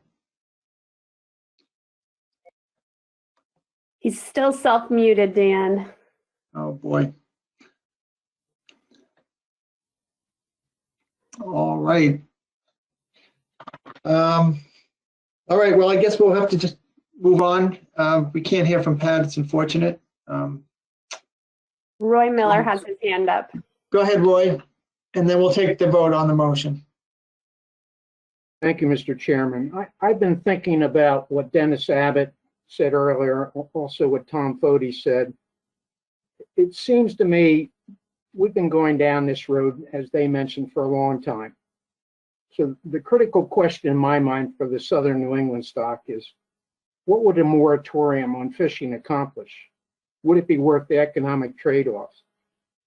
What measures could be taken that would have a positive impact short of a moratorium? If none of those measures would make an appreciable difference, is there anything further to do in the way of management of the southern New England stock? Do we just let nature take its course? The fishery will be self-regulating enough on a depleted stock that it'll scale back to the size of the stock. So it would become sustainable, but at a depleted or low level. In other words, I think it's very important that we answer the question as soon as we can, whether it's through an MSC evaluation or some other mechanism. Is a moratorium needed? And is it worth having a moratorium, or just let the fishery self-regulate in southern New England based on the environmental parameters that appear to be controlling the abundance and well-being of this stock? That's my question. Thank you. All right, thank you. Is there any chance Pat Augustine can make a comment? Or is he in the abyss? All right, let's move on. All right, let's move on to the vote. Is there any objection to this motion by anyone on the board? Raise your hand. I don't see any hands raised. I thank you, Tony. So with no objections, I'm going to assume that it's passed by unanimous consent. Well, the good news is we're pretty much on schedule, and we're moving into item number 7, which is a discussion of the executive order on the Northeast Canyons and Seamounts Marine National Monument. We have a short presentation. Mr. Chairman, this is Pat Kelleher. Okay, Pat. So we have skipped over the discussion on resiliency. Oh, I'm sorry. My apologies. Yeah, go ahead, Pat. Let's bring that one back. Well, I don't know if Caitlin was going to present on this, but I'll just let folks know where I'm at. We have just talked about MSC. We've heard the fact that it could take 2 to 3 years to develop. And one of the trade-offs that, as I mentioned earlier, that I'm not willing to make at this time is resiliency as it pertains to the Gulf of Maine. I think we need to have, we use what I think Megan called it in our staff meeting the other day, kind of an addendum light that deals with a trigger that would react when we hit a certain level. And if you would like me to go into a motion now, Mr. Chairman, I would, or we could hear from Caitlin first. Yeah, go ahead, Pat, since we're a little tight on time. Okay. I think staff has that motion. I'll read it into the record. Move to reinitiate the PDT and the technical committee work on the Gulf of Maine Resiliency Addendum. The addendum should focus on a trigger mechanism such that upon reaching of the trigger, measures would be automatically implemented to improve the biological resiliency of the Gulf of Maine Georges Bank stock. Is there a second for that motion? Sheree Patterson. All right, Sheree. Discussion. Go ahead, Pat. Well, just to reiterate, I would hate to be in the situation that we were in with Southern New England when the board was continually trying to develop plans and the stock continued to decline. We're starting to see some slipping now with the stock. As I said, we've seen a decrease in landings now a couple of years in a row. There's some issues with settlement as well as ventless trap surveys. I think it would be incredibly prudent at this point in time to have a very focused measure in place that deals with a reaction, an automatic reaction to ensure that we don't fall into that trap where it's just too late and we're always trying to react. I think reacting, we talked about this 2 years ago when I made the original addendum motion for resiliency. That was much more broad and complicated. What I'm trying to get to now is something that would be incredibly focused and would be triggered again based on improving biological resiliency. So with that, I'll So Pat, on behalf of the technical committee members and the PDT who sometimes get frustrated with us as managers because we give them directions but not enough, the measures that you have in mind would be in the realm of existing measures, such as minimum sizes, trap limits, maximum sizes, those things that we already have in the Gulf of Maine. Yes, exactly. I think the quickest thing obviously to do would be to deal with potential changes in gauge. That was a focus of some of the work that has been done earlier. I think there's a lot of that within the draft as it currently exists. I think that would, I'm not looking to try to reinvent the wheel here. I think we've got measures in place that can deal with the biological side of a decline, and we need to have something in place that can react quickly. Okay. All right. Any other discussion on the motion by the board? Richie White. Go ahead, Richie. Thank you, Mr. Chair. I think this fully support this. It's forward thinking, something that could make a difference in the future. I think the problem will be, or the issue that we'll have to figure out is just as in southern New England, there was action taken. It was just way short of what the technical committee recommended. So it's one thing to say we're going to have a trigger and we're going to take action, but will the action, or can this be written such that the action will be what's needed to correct the measures? So that will be the difficult part, because there certainly will be pushback from fishermen to take less severe actions, conservation equivalency, do less than than we really need to do. So anyway, that will be a challenge, but I fully support it, and this is the smart thing to do. Thank you. Clarifying question for the motion maker: when would you like to see proposals come back to the board on an addendum? May, August, November? I'd like to see it, sooner rather than later, but I think, we do have a little bit of time on our hands, and considering the other work, I mean, if we could if we could just be updated by the PDT and the TC on when they think they could get it to us, but no later than the summer meeting would be my recommendation. All right, thanks. Anyone else on the board? Sheree Patterson. Go ahead, Sheree. Thank you, Mr. Chair. I think that this is, obviously I second it to be very, very important, but I also think that this is something that to be in tandem with MSE progression, because that will also further inform any sort of mechanisms we might be able to move forward in our future. Thank you. Thanks, Sheree.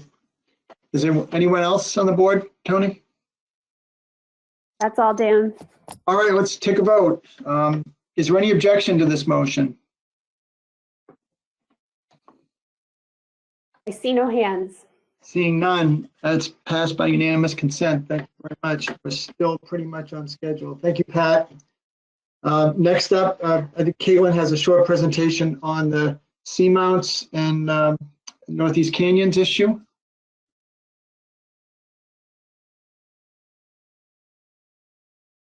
Yes, just give me 1 second to get it up.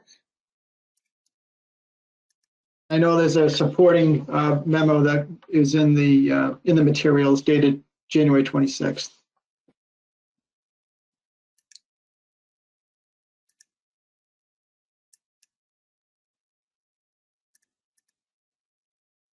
Okay, I believe we should be all set. Yep. Go ahead. Yep. Great, so I'm just going to give a little presentation on the executive order related to the Northeast Canyons and Seamounts Marine National Monument that was recently released. So the background is that President Biden issued an executive order on January 20th, 2021, and this was aimed at protecting public health and the environment and restoring science to tackle the climate crisis. And within this executive order, in Section 3, there's a mandate for the Secretary of the Interior to review, among others, the 2020 proclamation, which allowed commercial fishing in the Northeast Canyons and Seamounts Marine Monument. And the executive order requires the Interior Secretary to report findings back to the President by March 21st of this year. So as many of you are aware, the Northeast Canyons and Seamounts Marine Monument was established by presidential proclamation under the Antiquities Act in September 2016 during the Obama administration. And the proclamation prohibited commercial fishing within the monument with a 7-year exemption for American lobster and red crab fishing. And before it was established, the commission provided a letter to the Obama administration stating its preference for protection of corals in this area through the New England Fishery Management Council's regulatory process rather than through the establishment of a marine monument. And that letter was also provided in the materials. And then in June 2020, another proclamation was issued by the Trump administration, which modified the monument only by returning commercial fishery management authority to the Magnuson-Stevens Act, as well as other applicable laws, but no further modifications were made. So today, if the board would like, they can consider if there's a desire to provide comments on this issue.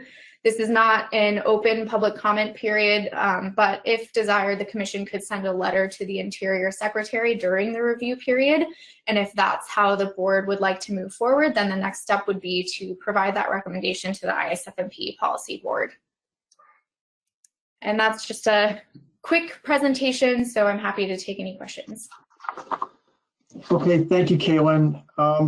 I suspect the sentiment on at least among many of the board members is to further advise the administration to allow the New England Council and the ASMFC to be managing fisheries, but maybe we should have an open discussion about that. Is there anyone on the board that would like to speak to this issue? Eric Reed has his hand up. Go ahead, Eric. Yeah, thank you, Mr. Chairman. I agree with you 100%. As Caitlin pointed out, we did send a letter to President Obama back in May of 2016, talking about our position then, and I think we should do the same now. Fisheries we manage are, they're going to be under consideration in the review, and we should inform any decisions that come out of that review. So I do have a motion, Dan, if you want one. I'm happy to make it at any time if you want to take some discussion, but just let me know when you're ready. Sure, let's get a little discussion around the table. Tony, is there anyone else on the board that would like to speak? Cherie Patterson. All right, Cherie. Thank you, Mr. Chair. I completely agree with Eric. I think that it should go through an MSA process and not just have, a quick signature due to an Antiquities Act without much input in regards to the fisheries or any other sort of economic process that is happening out there. So I would, depending on how it's worded, Eric, I would love to second your motion. Thank you. Eric, why don't you throw your motion up at this time? I think we're going to get a lot of support for it. So then we can debate it once it's up. Okay, thank you, Mr. Chairman. I move to recommend to the ISFMP Policy Board that the Commission send a letter to the Secretary of the Interior stating the Commission's position on modifying the Northeast Canyons and Seamounts Marine National Monument. And I'm pretty sure I have a second, and I don't really need to to have any more discussion about the rationale. No. I'm assuming the commission's position is to retain management authority along with the New England Council. And Dan, you have Sheree Patterson raising her hand to second. Go ahead, Sheree. Yes, thank you. I'm just seconding the motion. Should we be more clear about the commission's position in this memo, on the side of this motion? That being to retain management authority.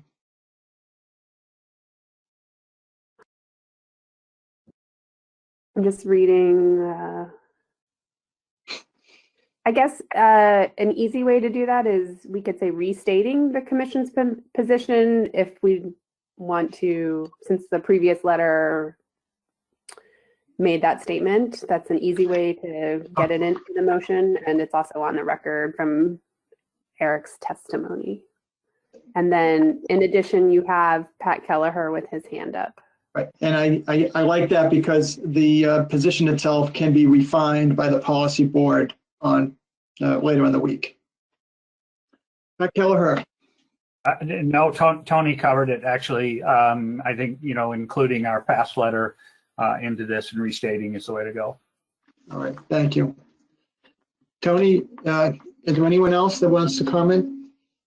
Dan, if you could just get concurrent from Eric that is okay to reword his motion to say restating, and Ms. Patterson, that would be great. All right, Eric and Sheree, are you both agreeable to those amendments? Yes. Mr. Chairman, yeah, I'm fine with that, Mr. Chairman, and I do like the suggestion of taking our original May 2016 letter, using that as a template for our position, and of course some of that is not applicable anymore, but I'm sure the policy board can doctor it up a bit. All right, thank you. All right, well, let's, if there's no other comments, let's vote on this motion. Is there any objections to this motion? You had Tom Fody with his hand up and Allie Murphy with her hand up. All right, I'm sorry. Go ahead, Tom.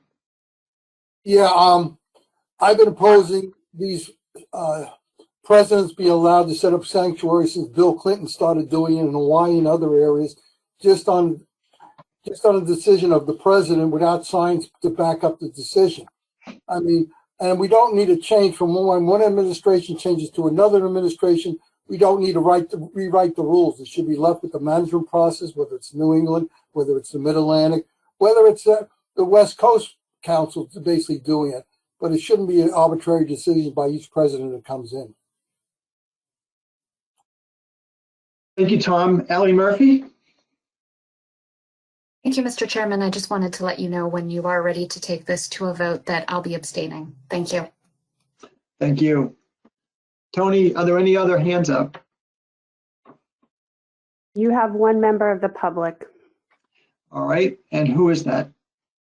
It is Richard Cliver, and I'll unmute him. All right. Richard, go ahead. Yes, hi, this is Zach Cliver with Blue Plan Strategies. Thank you, Mr. Chairman. I just wanted to say for the record that I think having a sanctuary, well, having the monument out there actually benefits the commission tremendously. This is one of 40 offshore shelf-breaking canyons, and it's important that we study those environments. And what this does is bring resources to bear to study this particular canyon, which is right at the crux of where climate change is having an enormous impact, right where the Gulf Stream meets cold water. You have an opportunity here to bring resources, more and more resources to bear to study the impact of climate change. And we need to have some areas that are absent from use to truly understand these as a baseline area. Also, I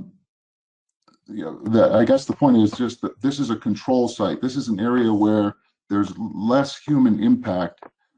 Also, all the benefits that monuments or protected areas can bring to fisheries is an important piece to understand. Where you protect, create marine sanctuaries, often the spillover effect results in great abundance. So there could be a tremendous value to resources. So what I'm trying to say is this is one tool in the toolbox that we should be considering, and the commission should be considering to use, that can help improve the health of the oceans and fisheries. I encourage the commission to consider it, and not just to fall back on the idea that it's within your provision to make decisions about it. And I'm not trying to be disrespectful, but it feels like, you know, we have national parks, and we wouldn't you know, question whether those areas should be protected. So, you know, we should have some places in the ocean that deserve the same kind of protection. So I hope the commission will consider that. Thank you. All right. Thank you for your comments. All right, Tony, anyone else? Nope. All right. Tom Foti has his hand up. Go ahead, Tom. I just couldn't let that slide by. Tom, I'm gonna, no, I don't want to have a debate. I'd rather just have the vote because the meeting's getting on and I don't want to run over. Please. I'd like to take a vote. Is there anyone in opposition to this motion on the board? I see no hands in opposition, just noting that NOAA Fisheries is abstaining. All right. Okay, thank you. It's passed by unanimous consent with one abstention. So it's not unanimous. It's passed by majority with NOAA Fisheries abstaining. Thank you. And now we're on to Jonah Crab Advisory Panel membership. Tina? Thank you. We have one nomination for your approval and consideration and approval, and that is John Williams, a commercial offshore trap fisherman from the state of Rhode Island.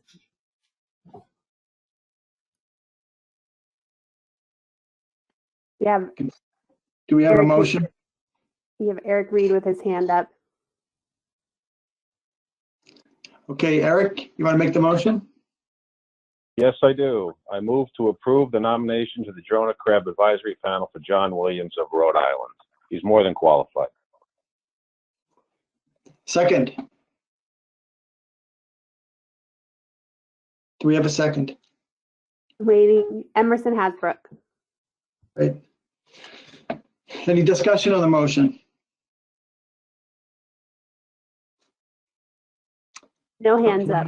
All right, then is there any objection to the motion?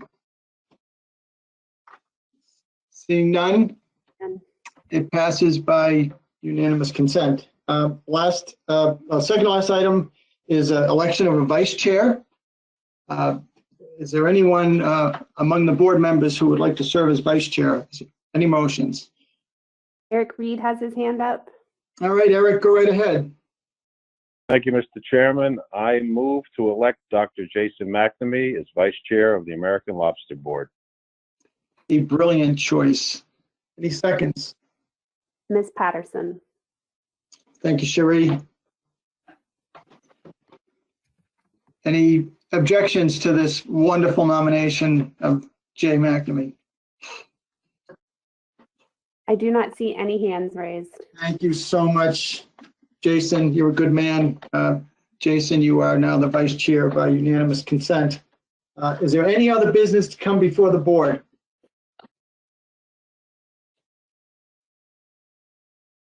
I see no hands.